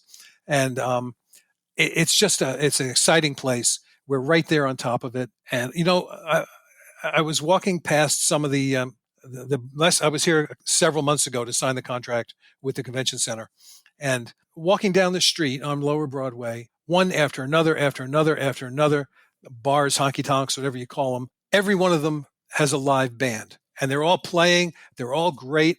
Some of them have 2 floors, and if they do, they have 2 live bands. Oh yeah, I know. And I'm telling you, there's 30, 40 of these things right in a row, and that's at 2:00 in the afternoon on a Tuesday. And there were all these live bands playing. So right. You have to watch if you go into one of them, you've got to watch out for your seat because you'll lose it very easily. They're full. They get full of people for sure. Yeah. Well, they call it Music City for a reason. Now, Brian, you've stomped around down there. If I recall, you've got a couple of pretty good Tom Masser stories, too, from American Fastener Journal, don't you? Yeah, keep away from Tom. But what were you saying down there about the Parthenon? Yeah, this is just personally, not me speaking, but anybody coming down here, if you're at all interested, you ought to go over to, I think it's Centennial Park, they call it. And it's I think a mile away from downtown, just to Uber over there. And there's a full-size replica of the Parthenon in Greece, but not in ruins, as it was originally complete. The whole thing is complete. And I think they have an art gallery inside or something. But it is really something to see, the full-size Greek temple. It's right over by Vanderbilt, right across the street from Vanderbilt. And that's another good part of the city, a lot of restaurants and things like that over there as well. And there's music places, you can't escape music when you're down here. There's live music everywhere. But the Parthenon is something to see if you're in this area and have any interest in seeing that. Well, it's also known for its food, isn't it? I mean, Nashville has its own barbecue. I mean, they're very proud of their barbecue too. Yeah, we're going to be all over that. The barbecue and hot chicken are the big items down here these days. Hot chicken is taken off to be. It's kind of the buffalo wings of the area, and there's many hot chicken places as you walk up and down the streets. Now, being the Music City, and you already mentioned that the party on the first day, which is the Big Bash, that's on the 16th. It'll be at the Country Music Hall of Fame. Right. There's likely to be a big announcement about the entertainment that evening, isn't there? Yeah, likely. Yes, there's likely to be a big announcement, but I can't. We can only tease it right now. Yep. But we're excited about it, and hopefully we'll get that all put together in the next couple of weeks. Yeah, I'm excited about that one too. All right, Bob. Well, that's cool. Well, not only that, but if you stop by booth 931, who knows? Brian might have some Vegemite left from his last endeavor out. That's the FCH Sourcing Network booth, if you didn't get that one. Plus, a lot of other great booths will be there in attendance. As a matter of fact, I'm pretty sure you'll be able to see Brighton Best International, Goebel Fasteners, and Star Stainless Screw, who also happen to be the title sponsors of Fully Threaded Radio. So the gang will all be there, Bob. A lot of exhibitors are taking the biggest booths they ever have taken before. So we have a lot more larger booths than we've had in the past as well. So not only do we have more exhibitors than last time, the booths are bigger, the show's going to look great, and people are going to love Nashville. Absolutely love it. Yeah. I'm looking forward to it. And of course, I don't have the booth number in front of me, but we're in 931, and right next to us on one side or another is Craig from Eurolink. Another crowd pleaser. All right, Bob. Well, this is good. Again, the event is happening on May 16th and 17th. You're down there doing the good work of getting it all squared away for us. Nashville, Fastener Fair USA. Get out to fastenerfairusa.com. No doubt some of you have been dragging your feet. You haven't locked your booth in yet. Give Bob a call or whoever he's got working for him these days. They'll set you up. Don't not do it. It's a great little town, okay? All right. Well, thanks, guys. Well, and it is the news segment, as we mentioned at the top, Bob, and you've been to this rodeo before, so I will invite you once again. And now for news about screws you can use. Here's Mike McNulty. Good.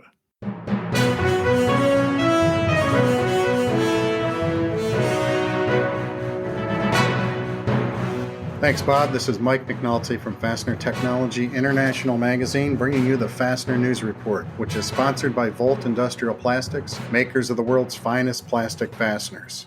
2 U.S. presidents are being investigated for sloppy, stupid, reckless, and criminal handling of classified documents, and the same branch of government wants to outlaw natural gas stoves while spending trillions of dollars it does not have and ignoring its sworn duty to secure the border. But I am still focused on fasteners and ready to deliver today's Fastener News Report. In this episode, Tim Vath, General Manager at Solution Industries, joins us from the great state of Ohio to reveal the latest results of the Fastener Distributor Index, also known as the FDI. Also in today's broadcast, we have our top story on Birmingham Fastener and Pacific Coast Bolt, as well as newsmaker headlines from Martin, Auto Bolt, Brighton Best International, Ivo Stud, Tanner Bolt and Nut, K-Max, and more. On the back page report, we're going to talk about thermodynamics. We'll get to all of that and the latest FDI results right after this. When price is a big concern and you don't have high tensile strength requirements to worry about, ever think to yourself, why not plastic?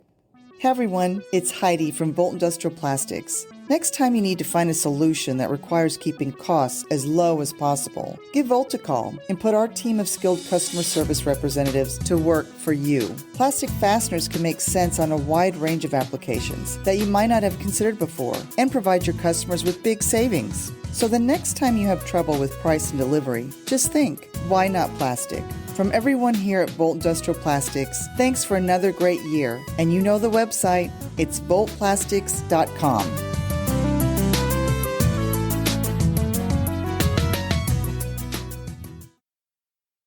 Stainless Dan here, coming to you from Star Stainless. Star quality is more than products, just the way Wayne wanted it to be. It's simple. We're Star. I need 5,000 3/4 10 by 9 and 3/4 grade 8 zinc yellow tap bolts right away, but they're not a standard size. Solution Man Ken. I carry a wide variety of sizes and I can quickly cut them to any length. See Solution Industries website for details at solutionind.com. Using your bare hands? I do use a saw on smaller parts actually. SOLUTION, SOLUTION. Solution Industries. We are Solution. Back to the Fastener News Report with Mike McNulty. The seasonally adjusted Fastener Distributor Index for December 2022 was 43.8, a dramatic end-of-the-year thud relative to the previous month's solid result of 54.9 and the lowest FDI recorded in the year of 2022. The forward-looking indicator, also known as the FLI, fared a bit better by modestly increasing to 45 after 2 straight months hovering around 42. Fastener Distributor Index data is collected and analyzed by the FCH Sourcing Network and Baird. The FDI seeks to identify demand, pricing, and outlook trends within the American fastener distribution industry. To get some insight on these results, we talked to Tim Vath, General Manager at Solution Industries. Hi, Tim. Thanks for joining us on the Fastener News Report. How you doing, Mike? Thanks for having me back. I'm glad to be here. I'm doing good. It's good to have you back, and Happy New Year. The first discussion of the FDI of 2023 was based on data from the end of 2022, which, as you just heard in the preamble, is not very good. So, yeah, it looks like we're ending 2022 or starting 2023 off with a bang, however you want to look at it. But yeah, I mean, it's not great. Right. thanks for bringing me on the worst combined reading of the year, or at least close to. But yeah, I think, an overall comment, before getting into some of the detail later, is it's pretty clear and safe to say, as the data suggests, of course, that things are slowing and tightening. The questions of how severely, how long or how ominous the situation is, still yet to be answered. But if you look, the FLI's sort of been telling us this for a while now in the back half of 2022 that, we're going to start to see this. And it's also shown clearly against the PMI, the Purchasing Managers Index too, which during that same time frame has steadily been declining as well. And of course, specific to December, of course, the holiday slowdown never helps there. So a bit of a compounding effect, but I think that's the state of things. Yeah, just slam the door on 2022 and we'll start fresh with 2023. Yeah, so, of course. The numbers aren't good, but we figured you could shine a bright light on it for us, for the listeners. But last time you were here, the FDI was below 50 as well. It was 46. It was 5 months ago. You were here in the summer of 2022 in August, and the FDI was below 50 at 46. But the forward-looking indicator was 58. Yeah, that was, we were just saying kind of, I came on when it was starting to shift. I think, middle of last year, we were starting to hear, some of that noise. And I think that's part of what's going on right now too is, as I mentioned in the opening, is we're clearly seeing, some softening and tightening, but we're all still a little confused. We're looking for a concrete answer. We're not in a normal business cycle.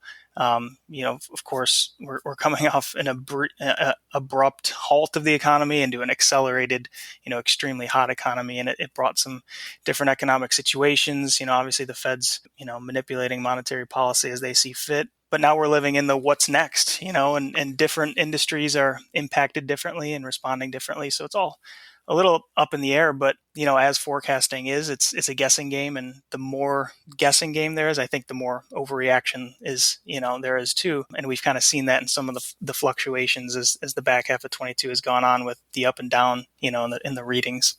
Yeah, the word you used that I liked was confused. That definitely describes a lot of things. Yeah, if we had the answers, it'd be pretty easy. But right. we're all searching, and it's not in it's not a normal time as I just kind of laid out. So yeah, we'll see. Well, let's present a few of the numbers. The sales index tanked actually down to 37.9, and it was nearly 60 in November. So that took a big dive, and that's probably the big driving force for the overall FDI to drop. We also saw employment, supplier deliveries, and customer inventories were all down or deteriorated from the prior month. So those were the things that were really bringing everything down. Yeah, I think, obviously, like you had mentioned, the sales number definitely sticks out. Doesn't look like anybody had too strong of a December, but, as expected a bit with the busy holiday. And then plus, I don't know about everybody else, we saw internally and externally just a ton of people out of the office. And, that happens normally during the holidays. But I think also, with the run that we've been on the last 2 years, we meaning the industry, I think people were using it a lot as just a catch-up period to, finally take some PTO. And it's been pretty nonstop and tough for a while. And, difficult maybe for people to comfortably take some time off. So I don't know if that played into it a little bit, but clearly the numbers were down.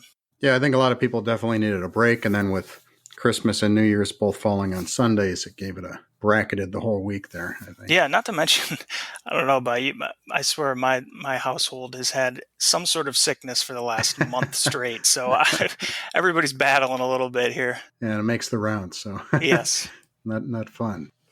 All right, so let's see. The other number the one that actually looked a little bit improved was the pricing month. The month went up a little bit. Pricing year to year was about the same or a little bit down. So pricing was fairly flat, I guess, compared to everything else.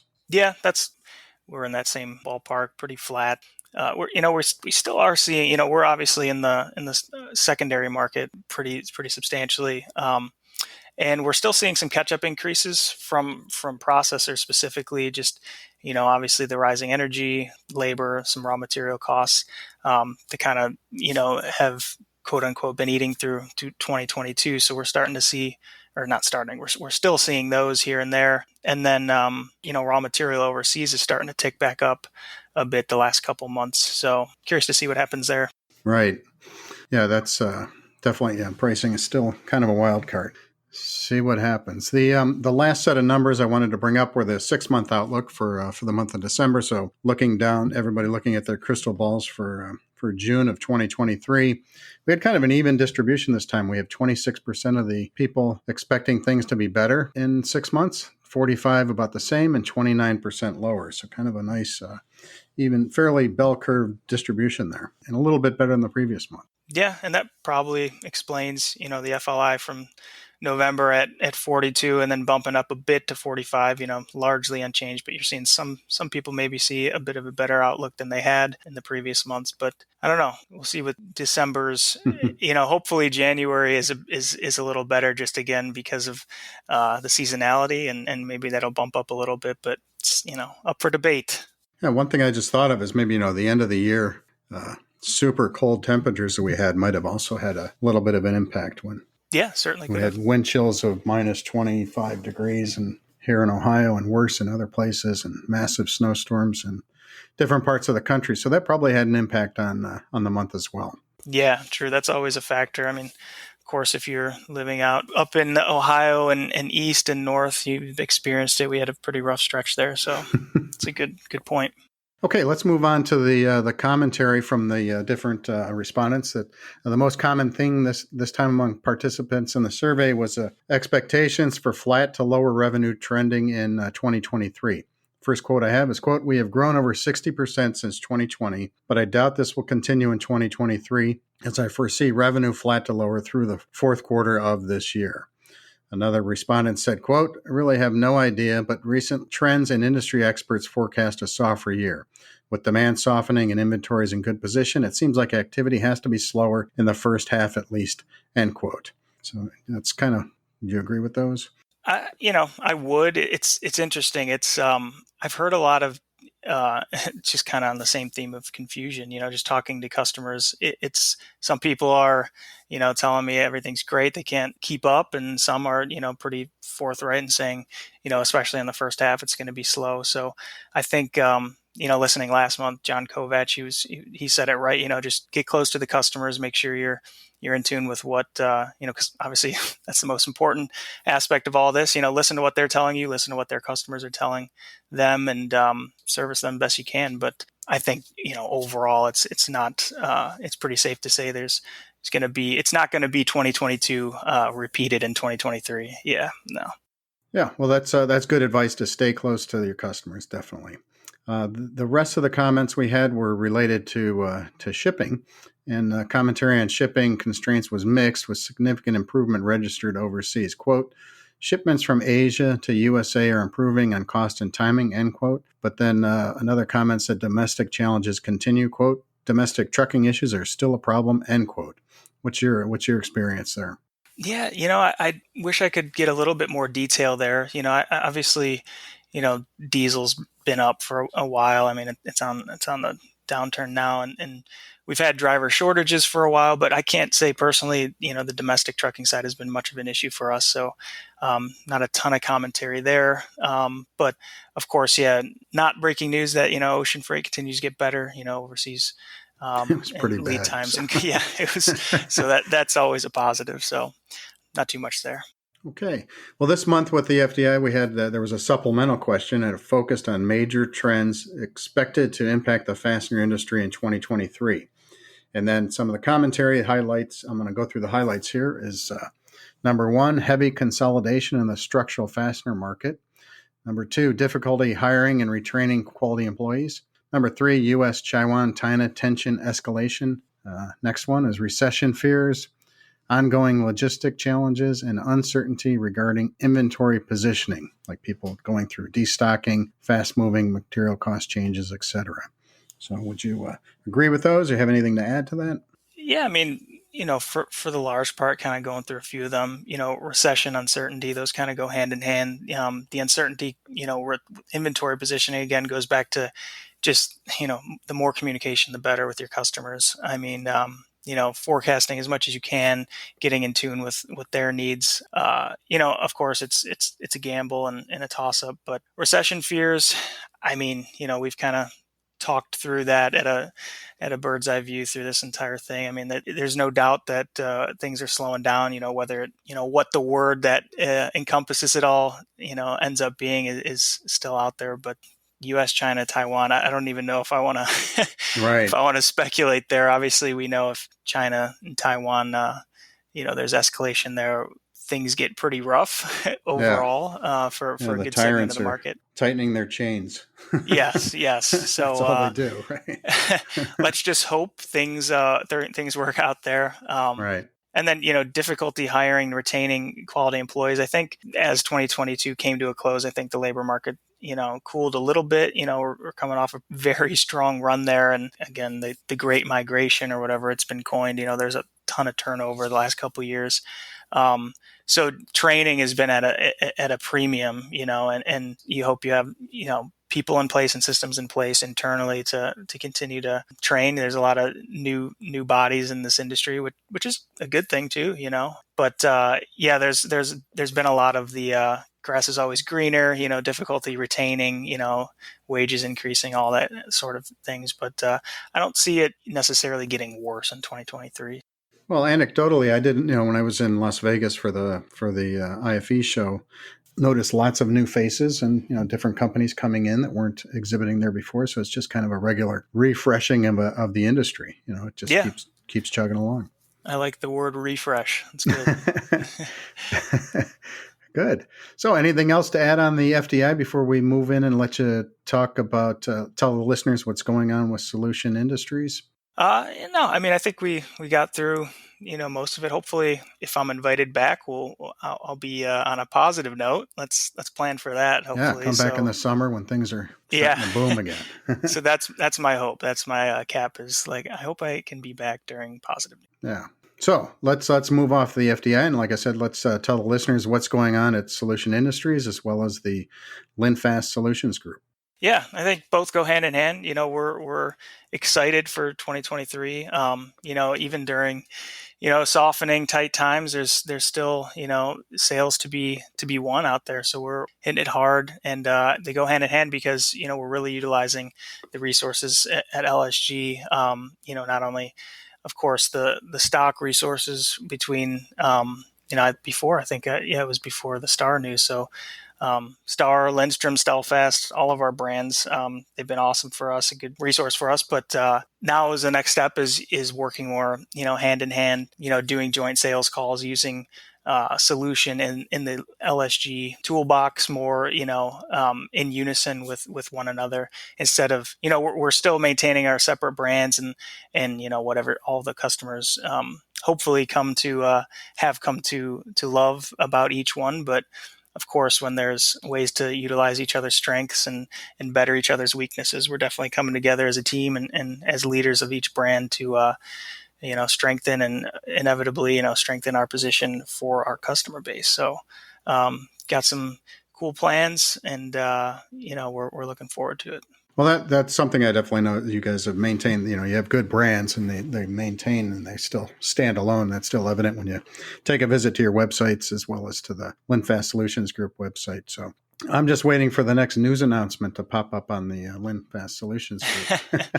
They come out of nowhere. Yeah, I know. We'll see what happens, but you're not going to tip anybody. No tipping, and if it happens, I'm sure it'll be, hopefully for the betterment of our group, and so always exciting, but no tips. Yeah, seems like a good strategy, and seems like it's working for everybody. Yeah, definitely. Good. Okay. So before we finish off here, I wanted to touch on a couple light things. I was looking at your LinkedIn profile and see that you're an alum of Kent State University. So that's the second one in a row. John Kovac from AFC Industries is also a Kent State alum. And anybody who tuned in last month or regular listeners may recall that I mentioned that I bought a 6-pack of a craft beer called the Kent State Golden Lager. and John hadn't heard of it, and I hadn't either, and I got it just before the holidays, and I can report that it was pretty good. It was made by this brewery called Sibling Revelry Brewery. It's on the west side of Cleveland. It's by a couple family members that started a brewery, and they have some Kent State alumni in there on their staff. So Nice. just Yeah, thought have you checked it out?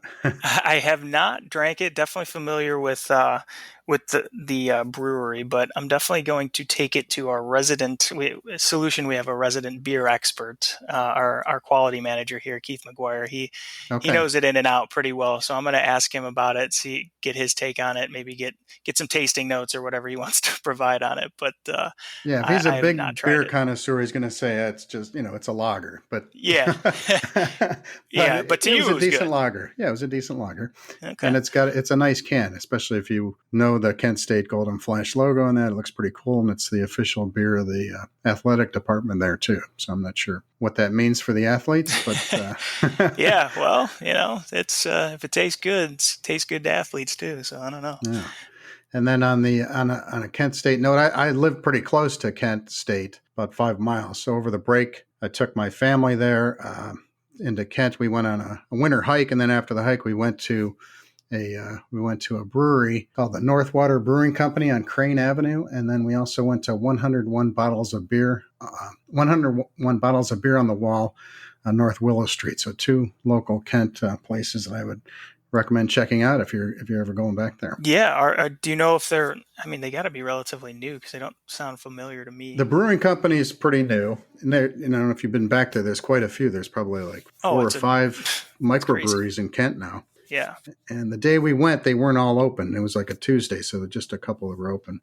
Yeah, I haven't been back for a while. I usually try to get back in, the summer, fall. I do love the campus there. I love, especially in the fall when all the leaves are changing. But it's been a minute since I've been there. But I know it's changed a ton. It's always changing. It's been built up over the years, so it's exciting for the university. Well, you mentioned your family, and the Northwater Brewing Company there was kids in there too, and they had board games and some other stand-up games like shuffleboard and stuff like that. So I could take them to the old stomping grounds. There you go.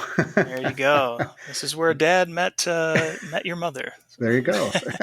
Yeah. Sounds like a TV show or something. Yeah, exactly.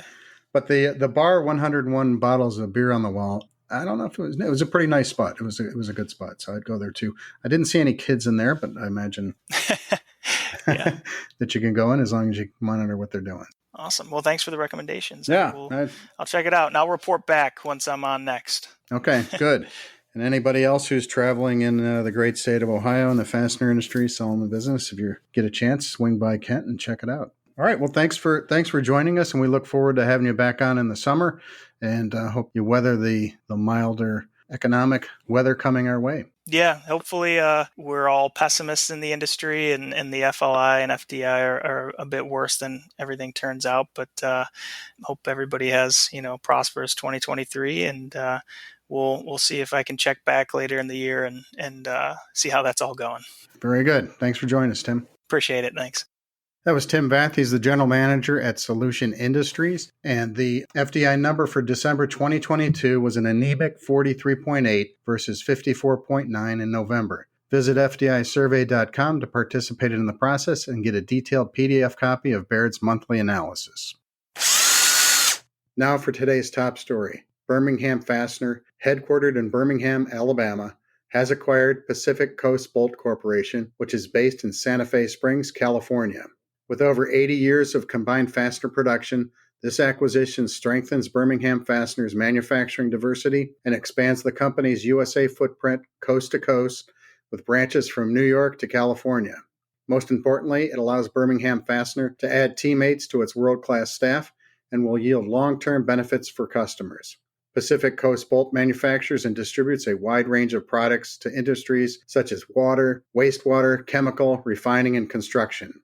With this partnership, Birmingham Fastener and its sister companies can expand product and service offerings to their customers. Brad Tinney, president of Birmingham Fastener, had this to say, quote, "This strategic initiative further complements Birmingham Fastener's Made in America value proposition to our customers, as Pacific Coast Bolt brings a wealth of manufacturing equipment and overall fastener knowledge. We are excited to expand westward and honored to heighten the level of customer service for all our partners across America," end quote. Founded in 1980, Birmingham Fastener is a domestic manufacturer and distributor of fasteners for structural steel fabrication, metal building manufacturers, waterworks, OEMs, and MRO. The Birmingham Fastener family of companies includes Atlanta Rod and Manufacturing, Dallas Fastener, Houston Fastener Manufacturing, Huntsville Fastener, Pro South Fastener, Iowa Fastener, New York Fastener, Alabama Aerospace, KT Bolt Manufacturing, Huntsville Distribution, and Champion Manufacturing. Next up, today's Fastener Newsmaker headlines. In personnel news, Martin Incorporated welcomed Mark Strandquist to the role of Executive Vice President, Fastening Solutions Division. Autobolt promoted Jack Kamirsak to Plant Manager. Brighton Best International Scott Gibson added U.S. Anchor Manager to his current duties. Grainger named Nancy Bertinelli Krantz Senior Vice President and Chief Legal Officer. Ivo Stud announced Marcel Beislinger as its new Global Sales Director and Lothar Petri as its new Commercial Director, Industrial Division. K-Max recruited Dr. Reinhard Ruprecht as CEO of Europe and Matt Cedar as CEO of the Americas. Aaron Gula is the new president of Bostwick Braun Industrial Business Unit, and Matt Schrawn added the role of vice president to his current position as general manager of Juergens Incorporated. In acquisition and expansion news, GMS Incorporated has acquired Tanner Bolt & Nut, and Advanced Global Sourcing, also known as AGS, reopened its North American sales office while adding Mike Schutt as its Director of North America Sales and Engineering. You can get details on all of these stories and more in Fastener Technology International magazine and the Fastener News Report monthly newsletter, both available online at fastenertech.com. Now let's turn to the back page to talk about thermodynamics. The entry level for claiming energy expertise in the 21st century seems pretty low these days, as modern-day central planners are busy writing their utopian dreams into laws and mandates. This phenomena, along with an energy question from a recent game of Trivial Pursuit I played over the holidays, prompted me to think about a university course in thermodynamics that I completed about 4 decades ago. In particular, I was trying to recall the basic laws of this branch of natural science, not political science, and I found that my memory was vague but not completely off target. The 4 natural laws of thermodynamics are fairly complex, but I believe that 2 of them are most relevant to our modern thoughts on energy. These 2 can be simplified and summarized as follows. The first law of thermodynamics states that energy can be converted from one form to another with interaction of heat, work, and internal energy, but it cannot be created nor destroyed, not under any circumstances. The second law of thermodynamics is the basic principle that describes the behavior of heat and the direction that it will flow. Heat always flows from a hotter object to a colder one, and this process is irreversible. In more technical terms, this law states that the state of entropy, or randomness, of the entire universe as an isolated system will always increase over time, and changes in the entropy of the universe can never be negative.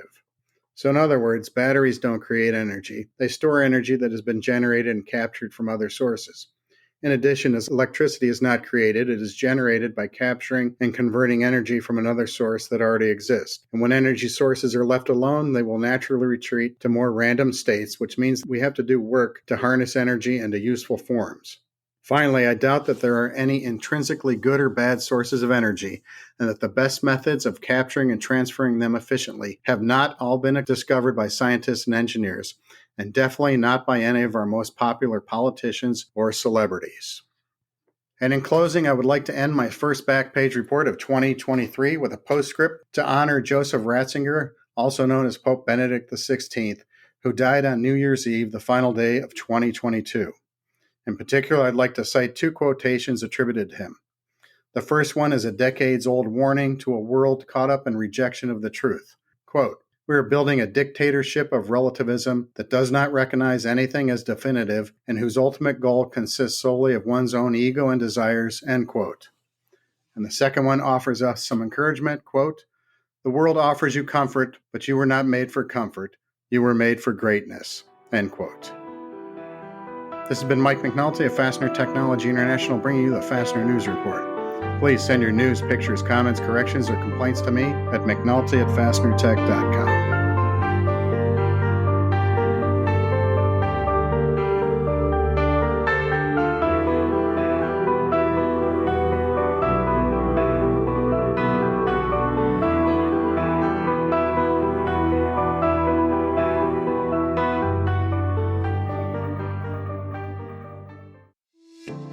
Gerbil Fasteners has consistently increased its stock inventory in Houston, Texas, as well as focused on developing new, innovative battery-powered cordless tools to improve industry efficiency. Our company's strategy is to provide a level of quality and innovation that stands out among the rest. If you are interested in being part of a brand that is revolutionizing the industry, make sure to contact Gerbil Fasteners today to see what we have to offer. Gerbil Fasteners, the leading rivet source.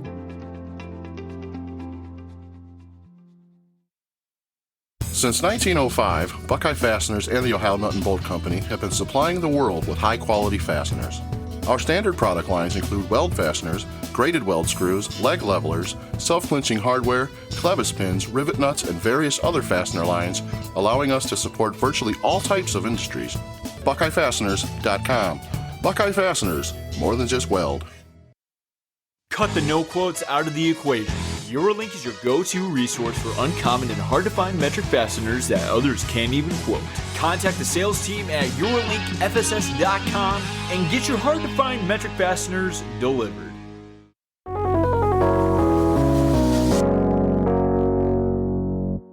Well, hello, everyone. This is Carmen Vertullo with the Fastener Training Minute, coming to you from beautiful El Cajon, California, location of AIM Testing Lab, and also from the Fastener Training Institute. Today's topic, as usual, comes from a client of ours who had a question regarding two different things, which seemingly have no overlapping, technical issues, but it turns out they do. Those two things are stainless steel and salt spray testing. You recall in a recent Fastener Training Minute, we talked about stainless steel and passivation, and there's a little bit of passivation in here as well. Technically, we would think there would never be a reason to salt spray test stainless steel because stainless steel does not corrode in a normal environment, either 316 or 304 stainless. So we're going to find out that there could be a reason to salt spray test stainless steel when it's requested, and when we come back, we'll tell you what that is.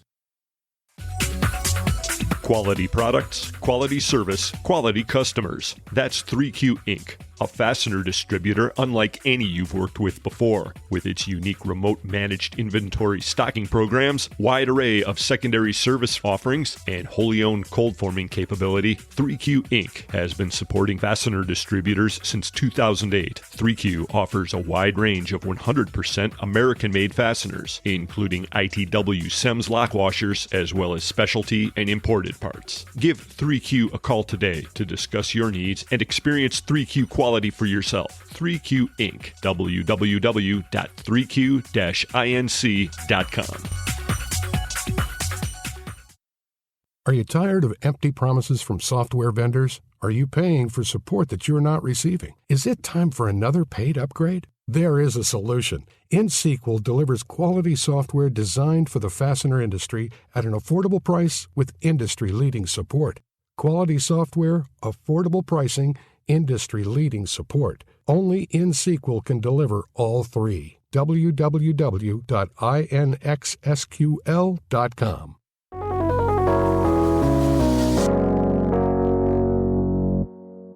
Well, welcome back, everybody, to the Fastener Training Minute. We're talking today about salt spray testing of stainless steel. Stainless steel in general, stainless steel fasteners, whatever. Most of our questions revolve around fasteners, but in this case, it could be any stainless steel. Years ago, I had a client, and we sold lots of fasteners to a company that made diving equipment, such as masks and buoyancy compensators and regulators and the things that scuba divers use. And they were salt spraying the stainless steel hardware that we sent them, which I thought was kind of silly because typically stainless steel does not corrode in a salt spray chamber. It shouldn't, no matter how long you leave it in there, because in that environment, it should not corrode. However, what they were testing was not the stainless steel. They were testing the effectiveness of the passivation. Now, there are other tests for effectiveness of passivation that would typically be done by the processor doing the passivation. If you recall from our previous Fastener Training Minute, passivation is a process we do with stainless steel. It's a surface conditioning, actually, that removes free ferrites, free iron from the surface so that we don't get annoying rusty spots on the stainless steel. That's as much as I'll tell you about that right now. And salt spray testing, by the way, is a process that we use to normally test coatings, plating, and things like that on fasteners and other things, where we put it in a chamber with a salt fog for some number of time. Usually could be as a few hours up to 1,000 hours or even thousands of hours. And so we're in the fastener industry used to asking, what is the salt spray rating for that coating in hours? And with simple things like zinc, it could be as little as 24 hours and maybe 96 hours. Depending on the top coat, it could get better. And some of our really great coatings, like our geomets and our magnes, and probably should be fair and say all of them, but whatever they are, the dip spin coatings can go for 1,000 hours or more. So the salt spray test is relatively simple. It's just put it in the chamber, wait some time, look for corrosion. Sometimes it's white corrosion, sometimes it's red corrosion. Sometimes there are two ratings, so much time to white stuff, which means the coating is corroding, then so much time until you get to red rust, which means what's underneath is corroding. However, there's no red rust with stainless steel, so you could put it in the salt spray chamber for a long time and not get it. It turns out there are a couple of standards that will allow us, or I wouldn't say allow us, but allow for testing your stainless steel fasteners in a salt spray chamber. One of them is ASTM A967, one of our very common passivation specifications, and it allows for several different methods to test the effectiveness of the passivation, and one of them is the salt spray test. And that the number of hours for that is only, I think, 24. I don't know exactly what it is. I should have figured that out, but it's not very many. Could be as few as 2 hours. NASA has a verification passivation process, which is only a 2-hour salt spray, according to the same standard that we use for testing coatings in the salt spray chambers, which is ASTM B117. Typically, the passivator is going to use something that's much faster than that. It only takes a few seconds, and that's the copper sulfate test. So there are other standards that allow for using salt spray testing to check the effectiveness of passivation on stainless steel. So if you ever find someone wanting a reason to salt spray test stainless steel fasteners, there's a reason. It's not necessarily the best, most effective, or most cost-effective method for testing it, but it certainly does work, and it is well documented, and it is authoritative. So now you know why we might find ourselves testing a product for rust that normally would never rust. Well, thanks for listening. This has been Carmen Vertullo with the Fastener Training Minute.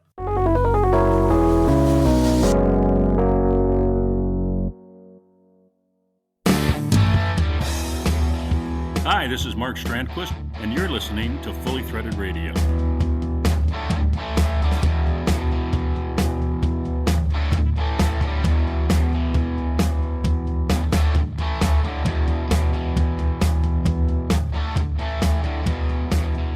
Continuing on our vein of predominantly fastener-related conversation to kick off the new year, we figured it would be a wise thing to get a raconteur extraordinaire involved in the dialogue.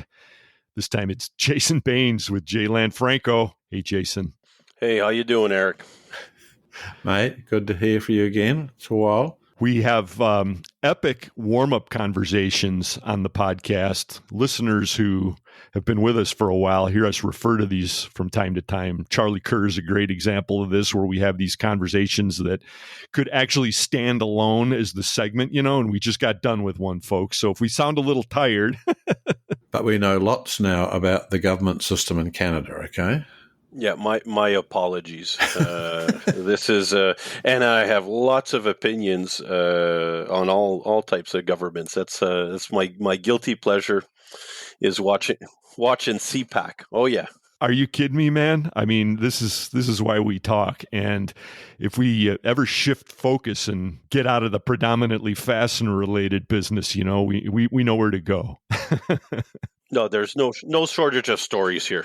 Yeah, well, we've got a lot of other topics to divert into, ones that'll get us into less trouble with the other of our sponsors, which I'd like to launch off this conversation by pointing out that we're welcoming J Lanfranco as the newest partner of the podcast. Welcome aboard, Jason. Right. We're very, very happy to have you. Amazing to be part of this, and I've been one of my other guilty pleasures is on a lonely night at my cottage, I just put on old podcasts of FTR, crank up the volume on my sound system, and just listen to the sultry voice of Brian come over.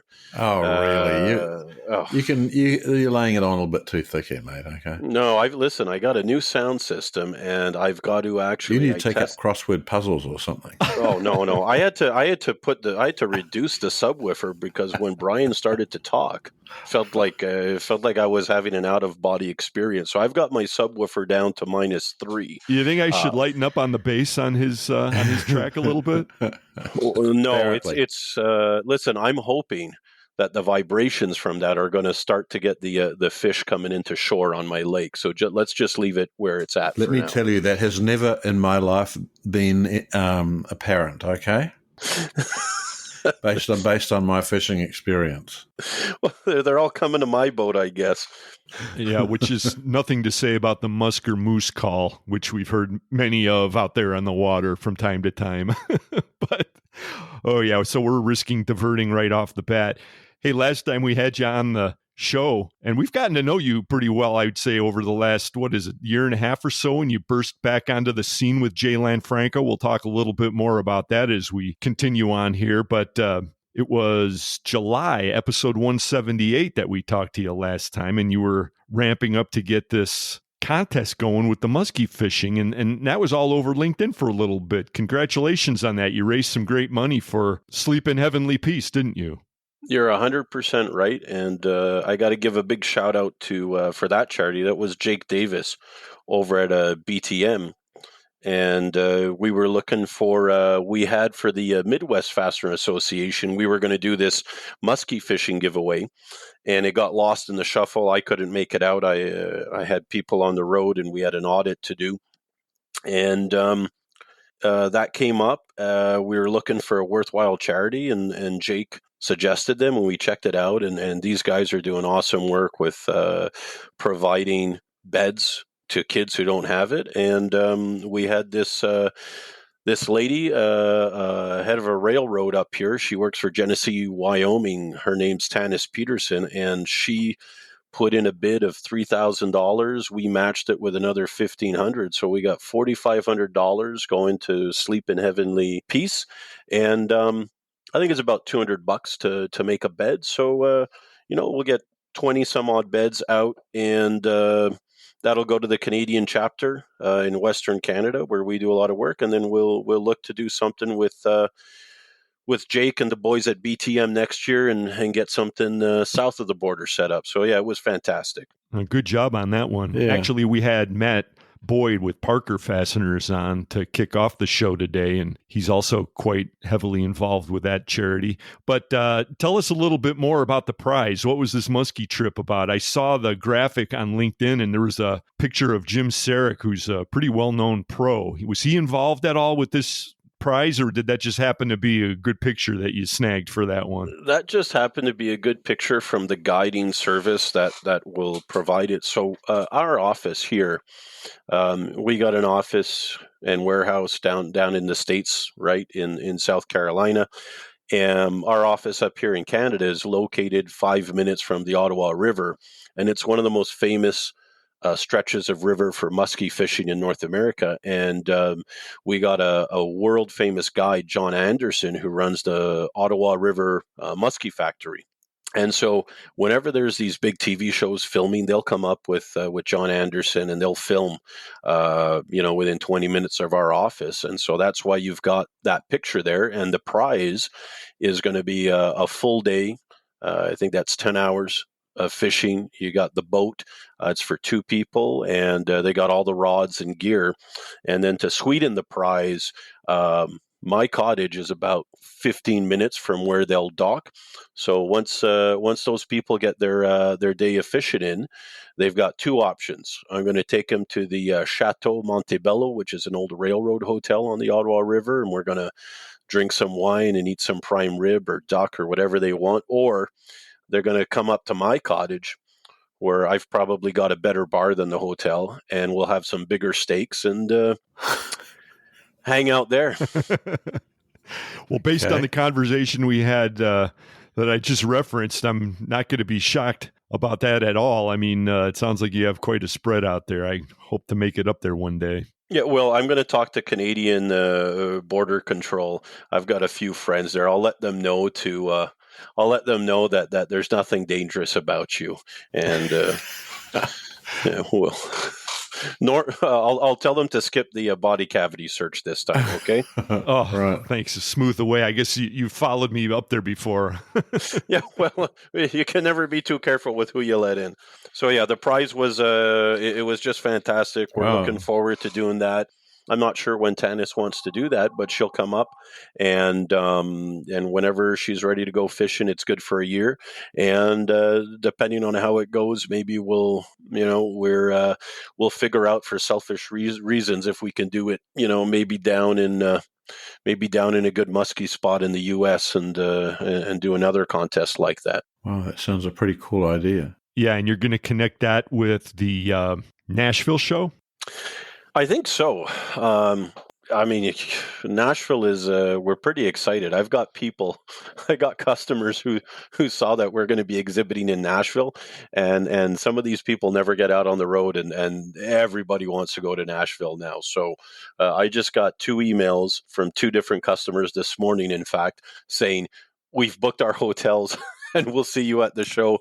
But I think they're only planning to come in for a day to walk the show, and then they're going to go listen to some honky tonk and whatever else. But yeah, we're going to do another contest, likely leading into Nashville, and see how we can properly promote that and hopefully have a bigger impact for this fantastic charity. That's Fastener Fair USA in May that we're talking about there, folks. Right. That's very cool. So it's going to be a lot of fun, and I know you're going to make the most of that opportunity as well, Jason. You're well known for that. And let's roll back to episode 178. You made a few observations about the fastener industry at that time, and looking back over your shoulder now, how do you think those stood up to the test of time? I think, thankfully, I think I looked pretty good on it. I think you were spot on, man. Yeah, I was talking about, things that affect us, looking at, energy policy at that time. We were still looking at, and it still continues today, what was happening in the Ukraine, and still hearing a lot about the effects of that on domestic energy in U.S. and Canada. And those two, our two countries are so similar. And so I thought that, companies that were onshoring and had product available here and were going to be involved with, those traditional heavy industries, which we've built our economies on, forestry, mining, energy, railroads, that we'd be well served. And that's what's happened for us. I was on the forklift today, got a couple people out, and we've been very, very busy the last few months, and it's being spurred on by energy, by mining. You have a lot of investment going into EVs, and you need a lot of the things that you need for electric vehicles. We have them in the ground, and so we're seeing more interest from general public, which means politicians, in making sure we're going to permit those mines and get stuff coming out, and we need to support the programs coming out. And then, people need energy. And, my one disappointment for energy is we had the German chancellor up here begging Canada for natural gas. And then I'm sure after they left us, they went and begged you guys for natural gas. You guys are supplying some. We politely declined to supply them any natural gas, and I believe they're getting some of it from Qatar now. So we've got lots of opportunities that I'm sure there'll be more. But yeah, we've been very busy with those traditional heavy industries because that's what we're good at in North America. We got lots of stuff, and we can make lots of stuff, and I think people are realizing that. So it's been very good for us. I think those things were on point, and I think now what we expect is ourselves personally to be quite busy the first 2 quarters of 2023, and then continued good solid growth the last 2 quarters, but I think the first 2 are going to be busy for us. We've seen a lot of companies now that were waiting to start projects are ramping up. A lot of government money was kicked out the last 2 years, and whether it's the U.S. or Canadian government, they are extremely inefficient to get money and get jobs going. So we're seeing that happening now with railroads, bridges, infrastructure, and so I think it's if you're involved in those businesses, it's going to be solid, and there'll be other areas that are probably be hurting, but at the end of the day, the most important economy is always your own economy, your personal economy. So we're feeling pretty blessed right now, and touch wood that it continues through. So you're saying that the governments, both of Canada and the U.S., are inefficiently doling out all the money that they're spending on inefficient projects? Is that? Yeah, I mean, I look at governments like a sponge, right? And if you're dying of thirst in the desert, oh my goodness, I need a glass of water. I mean, the government, you're basically taking a bucket of water and pouring it through a giant sponge in hopes of getting a couple of drops, and it's going to take a while. So, we do a lot of projects that when the money gets announced, whether it's a railroad project or whatnot, the people who are busiest for the first couple of years are all of your consultants, and God bless the consultants. I worked with a bunch of them, but they're the ones getting paid consulting fees and planning it. By the time construction actually starts and you need to buy nuts and bolts, it can be years later. And so, I think that, if I was in an emergency situation, don't send the government to look for me in the middle of nowhere, because they'll find me, but it might be 3 years later. Yeah, he might have died in the meantime. Well, exactly. I mean, the wolves will be well fed, or the bears. Yeah, I'm well insulated. I'm like 10 salmon dinners in one. So yeah, we always hope. I mean, we've heard a lot of spending throughout COVID. And I think what's happening now is if you have customers involved with those types of public work projects, infrastructure that the money's destined for, you're starting to see that come online now. And the other thing we've seen is there was a backlog with a lot of our customers. The final end users that our distributors are supplying to, they had staffing issues like everyone. And that still persists today. That was a big drag on our business in 2022. We were flat, basically 2019 through. We were flat, so we were good, we were happy, but we didn't see the growth, and a lot of them just couldn't run 3 shifts a day. Well, you weren't sitting out on the forklift this morning for being overstaffed, were you? I mean, no. Goodness, I've interviewed people from all over the world, and we're unfortunately, now you're basically interviewing people who are already working. The people who want to work are working, and so you've got to really, I think, compete for employees, and I think company culture is where it's at. Like, we've been very good at that. We're a smaller team. We try and be dynamic. We try and do interesting things and make sure that people feel like they don't just have a job, but they're a part of something. And I think that's how small, medium businesses, and especially, fasteners, I love nuts. As you know, I love nuts. It's my whole life. But not everybody finds that to be a sexy industry. Ooh, and careful. Yeah. What? Careful. I'm always careful. An attractive industry. Yeah, that's better. An attractive industry. Okay, it's not like going into tech or whatnot. So we need to have good culture to get people in, because we're competing with all the other employers, and staffing is a huge issue right now. We're looking everywhere.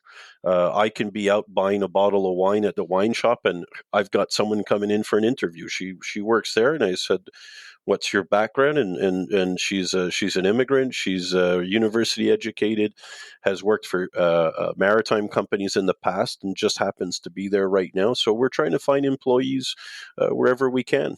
Yeah, I think one of the problems, the whole COVID thing led to a long set of follow-on problems with people who decided they either didn't like working at all, or if they had to, they wanted to work at home. And it's been a interesting problem.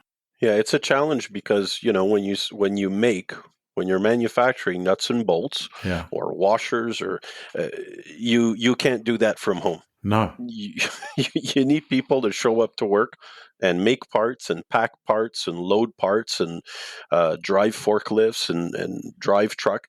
And you can't do that from the comfort of your bedroom or wherever you work from home. So, Right. we're going out and trying to find people all over. And I think it's a challenge that is not going to be going away just yet. I believe at some point people realize they got to go to work. So, eventually it'll get better, and there's still great people out there. You just got to find them. Yeah, I think if you're in sales, that sales is suits you can work from home because it doesn't, if you're calling someone, they don't know if you're at home or whether you're sitting in your office, which is good because I think that companies get really much more value out of someone who's working from home because they basically never leave their work. Your office is really only 2 steps away, and you don't have this distinct break between work and home. And so people tend to work longer. Plus, you get a lot more laundry done. Oh, yeah. Well, that's the way to do it. So, yeah, I mean, there's lots of challenges, but I think it's been the same for everybody. And I think it's all about, you got to be ready when your number's called. And we feel good about that. We made a lot of, we bought a lot of material. We got ahead on inventory, and we've taken the time to get new machines into the factory. And so I think those people who invest in their people, invest in their equipment, invest in their material buys, and try and get ahead of these things, you can, there's going to be good days ahead for us. And I'll be interested, Eric, when you host again. Hopefully you're hosting again, and we can ask those economists at the NFDA if they're still sure there's not a possible recession coming. Well, it's one of these things. As I'm listening to you explain how gangbusters it's going right now, and actually Matt Boyd from Parker Fasteners, similar thing. I happened to be out there visiting Parker a couple of weeks back, and that was right after the big omnibus bill went through, and he was super happy about that. I'm telling you. I mean, he was clicking his heels together as we were walking through the factory because, it's just like for you, it means gangbusters. But if you look at the FDI, we did a supplemental question this time around to kick off the new year, to look back on 22, whatever. But the big trend, the funny thing is, it's all across the board. And everybody's got a completely different idea about what's going to happen. Usually there's a few main trends that we see get punched out of those types of questions. And this time it's all over. Some people, yep, recession's here. It's going to be terrible. Other people, it's just gangbusters. So it's hard to put your finger on it. I think that for us, if you're involved in those traditional industries linked up to where public money is going, I do think there's going to be some really positive growth and very good opportunities. If you're involved with, all of us care about manufacturing, and I think there's going to be more stuff getting onshored. But I do think in general, there's going to be some sort of a recession because in North America, the housing market is so important to us. And you've seen central banks increase interest rates right now. That's part of the solution. I look at the increase in interest rates by central banks. It's kind of like going to the gym, which is part of the solution. But if at the same time we continue, you need some sort of stimulus spending. But if we continue to spend like drunken sailors, then it's kind of like ordering 8 pizzas after you go to the gym, right? You're probably not going to experience the full benefit. So yeah. I think that. We're happy, we're busy right now, but we have some sectors going up, and there's other folks that we can see will slow down. And I think there needs to be, and it's such a bad word for some people today, but we need balance, right? We need some sort of balance. And why would you need that? Yeah, there's no balance in sight. I mean, the thing is, people who listen to the podcast understand. I mean, we're Austrians here in terms of the economy, and we realize, this free helicopter money, this is systemically, this is a very, very poor idea, but there's no stopping it. This is what we're dealing with. I'm still laughing here. I love this. I love how you describe that. And yeah, I mean, we've got it just seems to be the enjoy the ride is what we're saying. Yeah, close your eyes and enjoy the ride. So I think because that you don't know there's if it's going to be off the edge of a cliff. Oh no, we know that, but it's we're enjoying the ride is what we're saying, Bri. Yeah. Yeah, I think too many people are enjoying the ride, and they're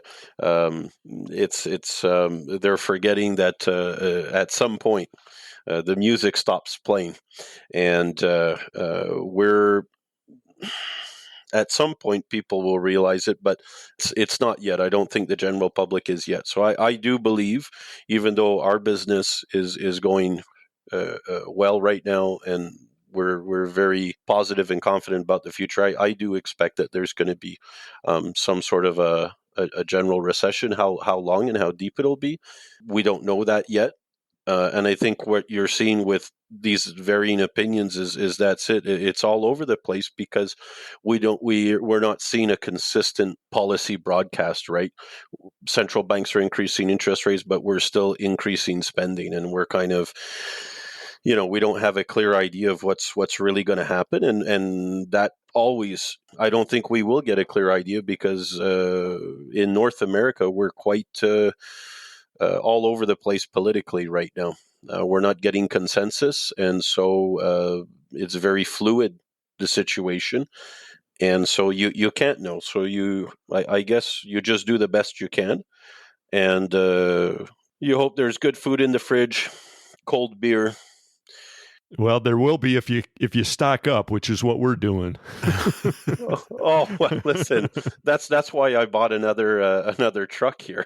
We're gonna make a food reserve here, and we got everything going. That's if you can feed yourself, and if you can eat well and drink well and go fishing, then everything will work out in the end. That's what I believe. Well, you're talking to Farmer Eric, of course. Okay. Yeah, well, he's we're making straw hats right now for the giveaways. We're gonna give him a commemorative Lanfranco pitchfork and straw hat, and yeah, we've heard of this and we fully support that. Farmer Eric. Yeah, and one of our specialties, as it turns out, is possibly going to be black crow pie. Yeah. I got a recipe for that. It's a take on 4 and 20 blackbirds. Okay. Yeah. So there's a little inside joke having to do with the abundance of dead birds that I found inside the wood burner. And it turns out, Jason, that you've got a little experience in that department too. But we'll have to save that one for next time when we come up to the cabin. I think we're going to do an extended conversation on the travails of living sort of off the grid, to the extent that you're doing it up there with all of your preps. Well, let's leave it here lest we get carried away in a vortex of completely amateurish economic commentary, which we're all prone to do, I think. But I have to say that the central bank's raising interest rates, we've said it before on the podcast, it cannot solve the problem we're in. And the spending is probably past the point of no return. And so enjoying the ride is the operative term of the episode and probably the next couple of years. That's what we're doing here on the podcast. And J Lanfranco is splashed back into the fastener world in a big way. You're all over the place. You've been at all the shows. You're with us. We've had a lot of opportunities. You're going to be down in Nashville. What's the biggest thing going on with J Lanfranco these days that people should keep in mind? Yeah, I think you're right. We're kind of back, and maybe some folks think we're here for the first time, but I think every now and then you take a pause. You're so busy trying to grow business, and your nose is to the grindstone. And we're a manufacturer, and we've been doing so since the early '70s. And I think the one thing that we were never great at was to get out and network and introduce ourselves to a bunch of people that we don't work with. And we're trying to remedy that. And so the big news for us is we've got, warehousing and product on the ground in the U.S. and Canada. And we make great quality stuff. We're ISO, and what we really want to do is get to know people. And we drive most of our, over 95% of our sales is through distribution. So we want to work with distributors and support them and introduce ourselves. And the big news for us is we're going to be making our first lock nuts from U.S. steel in the U.S. right now for a public works project. So we're super pumped about that. It's a huge step for us, and one that we're super proud of, that I've been dreaming of for more than a decade. And we've also, we have a factory as well in Europe, in France, and we produce a lot of large diameter metrics, but also imperials. And there we just bought 2 new machines. And that's going to now, we do a lot of big stuff, but this is going to let us produce down to M1.2. Oh, okay. And that's been very exciting. We expanded the factory there. We're expanding here. And so, we haven't been sitting on our hands during COVID. We took that opportunity to expand the team, expand facilities, capabilities. And that's what we're focused on for the future. And so, the biggest thing is to meet people, and sometimes I think you get caught into the idea that it's you against the world. And then you go out and you start meeting people at shows and organizations like NFTA and FTR and what you guys are doing, and you realize, my goodness, there's a bunch of fantastic people out there similar to us, and they've got a certain set of expertise, and maybe we can complement them and they can complement us. And so for me, 22 years of doing this, I've met more great people in the last year and a half in the fastener world than I had, the previous 20 years. And it makes me feel silly for not having been more active. And I'm just hoping that I can make up for lost time. And it's just amazing, the people in our industry, the shared values that we all have, the charity work that we all like to do, and how we all build our business. You see a lot of folks with family-owned businesses or smaller teams, and they've grown over the years, and you have that sense of community and camaraderie. And we were down in Vegas, of course. We're going to be in Nashville, but yeah, it's a lot of excitement. So there's a lot happening. You're going to see us on our website coming out. We're going to have a full product line available to download in CAD with 3D data sheets. That should launch by March. And then the thing I guess I'm excited about is we've been trying to do cocktails and bar nuts, which is going to be on our little YouTube channel. And I got very lazy getting it out, but we got 5 of them recorded at the Christmas party. And Brian, you will notice, once all 5 come out, I'll maybe run a contest, ask people which was the first one, the first video we filmed, and the 5th, because I can tell you by the time we got to the end of the filming, I don't even know if we were talking about lock nuts. Less steady on your feet. Yeah, they had me Velcroed to the wall. So now, when are these going to be published? I've got them. I'm doing a review, I think this weekend. Our person who does the marketing for us, they shot them all. They've edited them. And what we do is it's a 1.5-minute video and we talk to someone about whatever it is they do. We talk to some staff people. So we've got our chief admin here, Miria, is Ugandan, was raised in Egypt, educated in Wales, and then somehow made her way to Canada.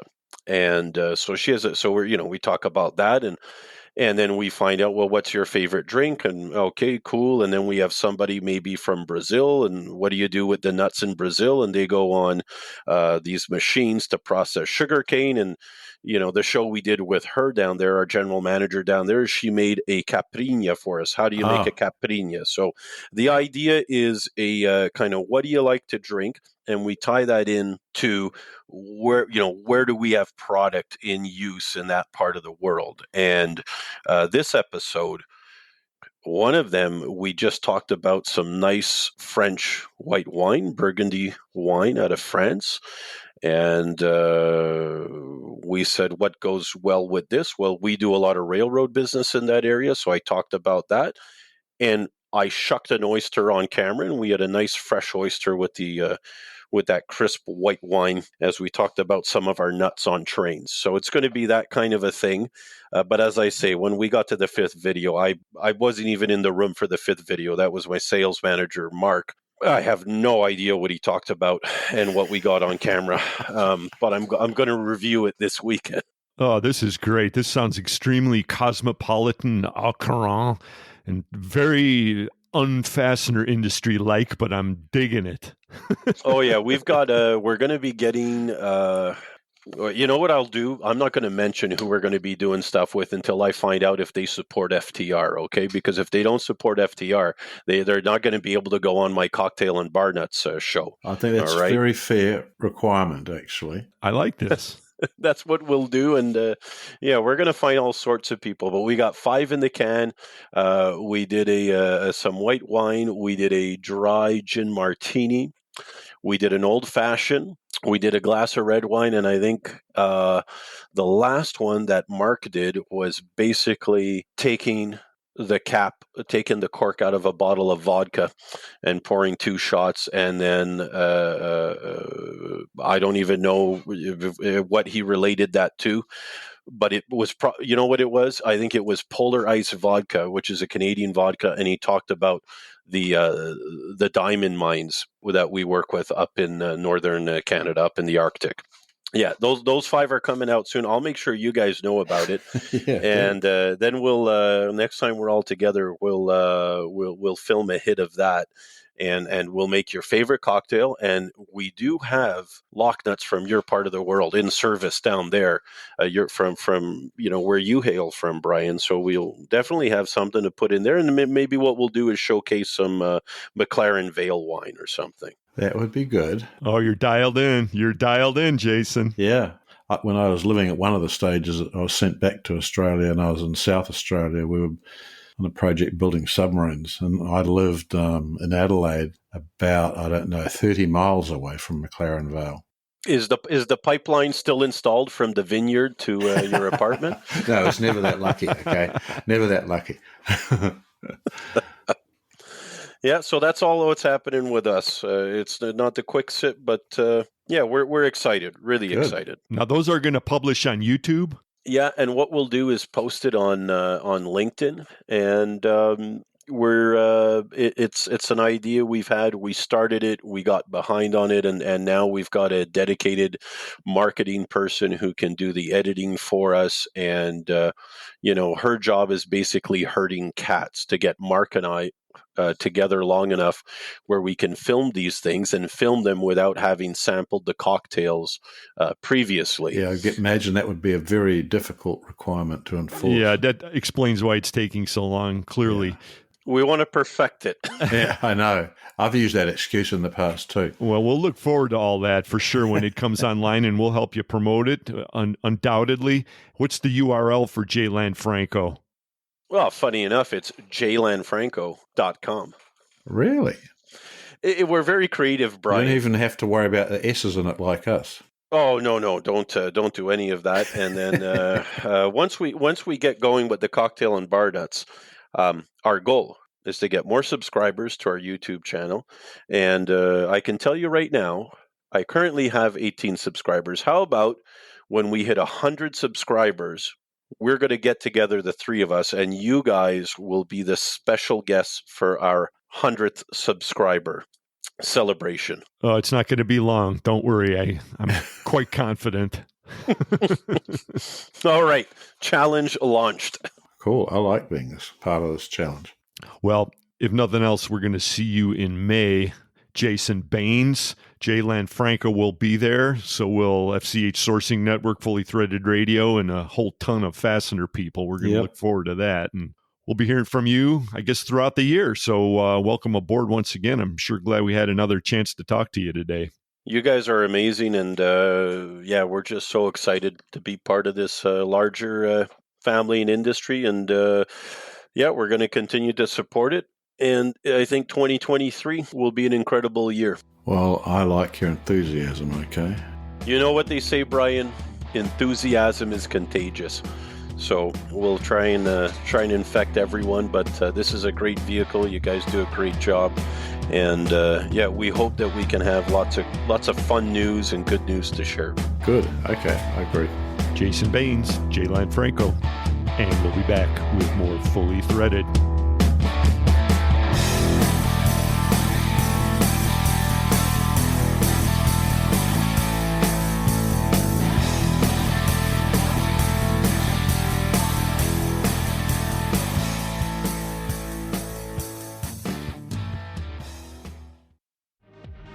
Precision, efficiency, durability. J Lanfranco has been a trusted name for the finest lock nuts worldwide and across North America for over 40 years. J Lanfranco keeps projects on track, on time, and on budget, providing self-locking lock nuts and critical bolting components for applications in aerospace, energy, military, rail, mining, industrial, and many other sectors where reliability and high performance are essential. Learn more about J Lanfranco online at www.jlanfranco.com, and don't miss our booth at Fastener Fair USA. J Lanfranco, lock nuts for critical bolted joints.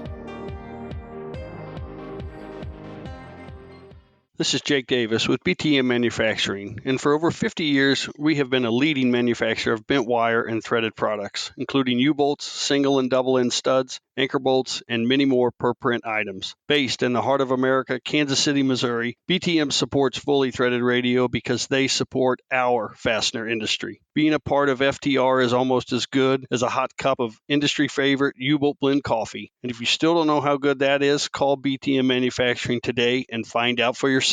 BTM Manufacturing, commitment to service. Brighton Best International stocks one of the largest and most diverse lines of construction, industrial, safety, and consumable products in the world through our preferred Ironclad and U.S. Anchor brands. We are committed to providing high-quality products to help get the job done right. The award-winning preferred brand line of products from BBI include hand tools, cutting tools, abrasives, rivets, and drywall screws. Ironclad gloves are the industry leaders with more than 100 task-specific, high-quality PPE gloves covering cut, impact, cold, heat, water, abrasion, grip, and dexterity, receiving the 2018 Occupational Health and Safety Award for New Product of the Year. With our trained sales team members, competitive pricing, 20-plus national warehouses, and next-day service to all major population centers, BBI is committed to bringing quality, innovation, and safety to each and every job site.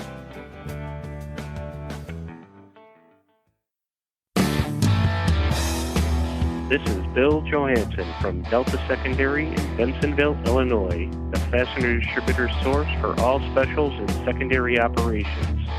And you are listening to Fully Threaded Radio.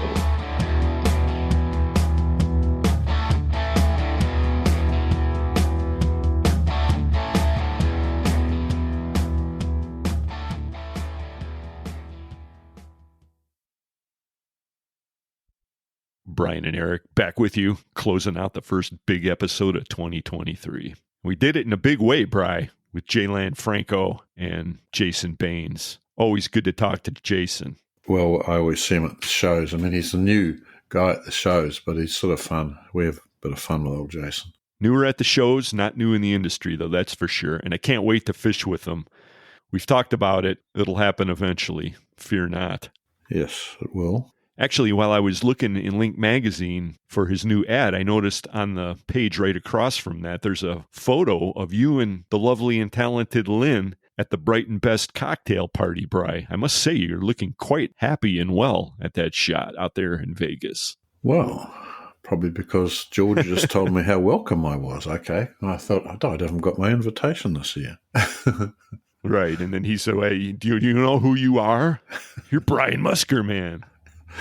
Yeah, I know, but I've known that for 70-something years, and it hasn't had any real effect. Well, anyway, you look great in there. Just to your left, there's Peggy and John, the great Gatsbys of the fastener industry. Oh, yeah, well, we tried, Lynn usually managed to get interviewed Jun and Peggy at that cocktail hour. And this year, they were so surrounded by other people, we couldn't get near them. Well, it was a busy show, and the Brighton Best Cocktail Party has turned out to be the place to be after that first day. I mean, over the years, they've really pulled out all the stops. Well, the shows that was, it was a sort of energetic show because we've had 2 years of, nearly no shows, okay? Sort of say heavily modified shows. And so this was one where it was just a regular show, and it was, people were happy to have that. Kind of like the old days. A lot of pent-up energy for the old days. Oh, yeah, there is. And I'd say it's going to be an interesting show, the Fastener Fair USA in Nashville. I mean, there's a lot of people who are interested in a completely new venue. Well, you heard what Bob said. It's shaping up to be, at least at this point, about twice the size of last year. So we'll see what happens. It should be good. We'll be there with the FCH Sourcing Network. Hope to see a lot of fully threaded listeners out there as well.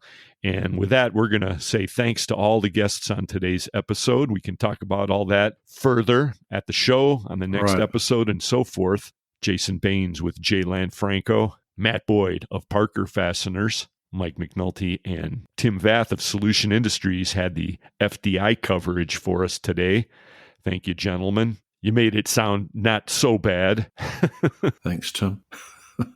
The aforementioned Bob Chiricosta spoke to us from the site of Fastener Fair USA 2023 out there in Nashville. And, of course, Carmen Vertullo had the Fastener Training Minute. Looking forward to another great year with you, Carmen. And also, in the very near future, we're going to catch up with you to hear all about your mentorship program.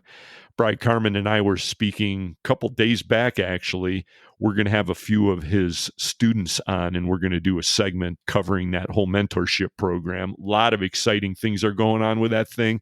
They have hit the ground running. I'm telling you, they are doing great things over there. They're very, very lucky to be able to have the benefit of dealing with Carmen, who has such a great knowledge, technical knowledge of the industry. Couldn't help but learn lots. You got that right.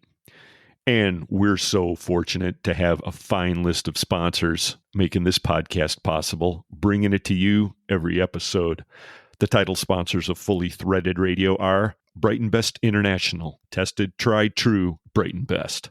Goebel Fasteners, quality the first time, go Goebel. And Star Stainless Screw, right off the shelf, it's Star. Fully Threaded is also sponsored by Buckeye Fasteners, BTM Manufacturing, Eurolink Fastener Supply Service, Fastener Technology International, InSequel Software, J Lanfranco, Parker Fasteners, Solution Industries, Stelfast, 3Q Inc., Volt Industrial Plastics, and Worth Industry North America. If you do business with any of these companies, folks, let them know you appreciate them supporting Fully Threaded Radio and the wider FCH Sourcing Network. Get out to fastenersclearinghouse.com anytime you need to find a hard-to-find part, or if we can help you out, either making your phone ring or you need some data cleansing services. We're all about those things. The email address is ftr@fullythreaded.com. Your suggestions and comments are welcome.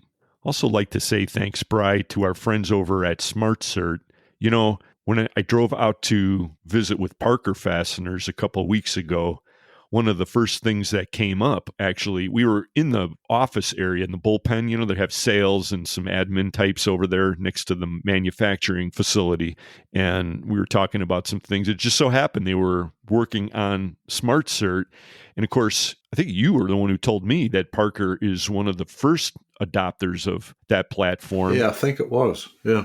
And they have almost their whole product line is SmartCert compliant now. So they were very, very happy about all that. Well, a lot of their work is defense, which would sort of need that, the whole controllability thing that SmartCert provides. Traceability, I guess I should say it.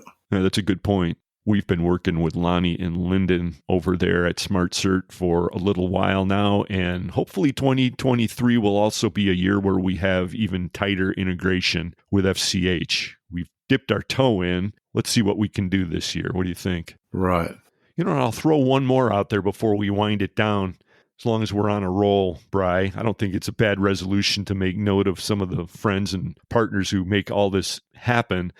We mentioned at the top of the podcast that the Fastener Distributor Index is 11 years older. We've just put 11 years of data in the can.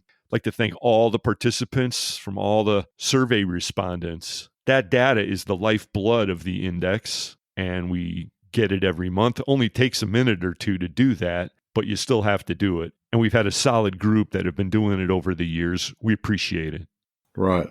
But we'd also like the rest of that group who do it occasionally to be a little more forthcoming, because the more people that, fill the survey in, the more and more accurate the results are. It's a simple fact of life.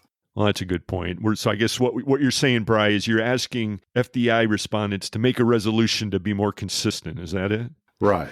Yeah. Yeah. If you haven't done it for a year or for a few months, then do it. Start doing it and help everyone else in the industry, because a lot of people pay attention to these numbers, okay? It's grown a lot over the years, and the distribution list is quite large these days. Get out to fdisurvey.com. You can see some details on all this.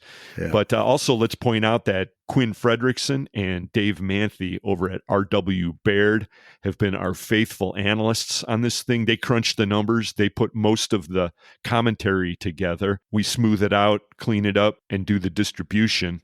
And to put a wrap on the FDI piece here, of course, it goes without saying that our sponsors and partners are also supporting our work with the FDI. So this is a group effort. It's one of the things we do here with FCH, Fully Threaded, and the Fastener Distributor Index, all part of the mix over here. So you can thank our sponsors for that as well. My mom told me, Bri, that when I was a young guy, you cannot thank people enough.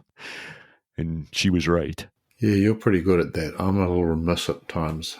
That's all right. You're good at a lot of stuff that I absolutely suck at. So we're a good team. Yeah, you could say. And with that, we're going to put this one in the can, folks. So glad you were able to join us on this, the first episode of 2023. And I hope you'll make a resolution to be back next time. We'll be here. We've got a lot of interesting ideas lined up for you for the season. Hope you'll be along. For Brian Muskert, this is Eric Dudas. Get out there, sell some screws. Have some fun. You don't need to make a resolution. You can just do it, okay? Good advice, and we'll talk to you next time. See you next time.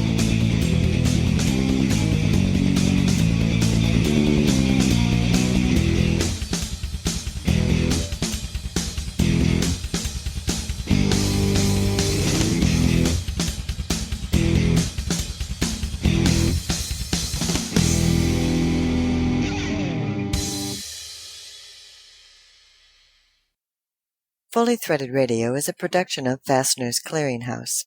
Music provided by Audionautics.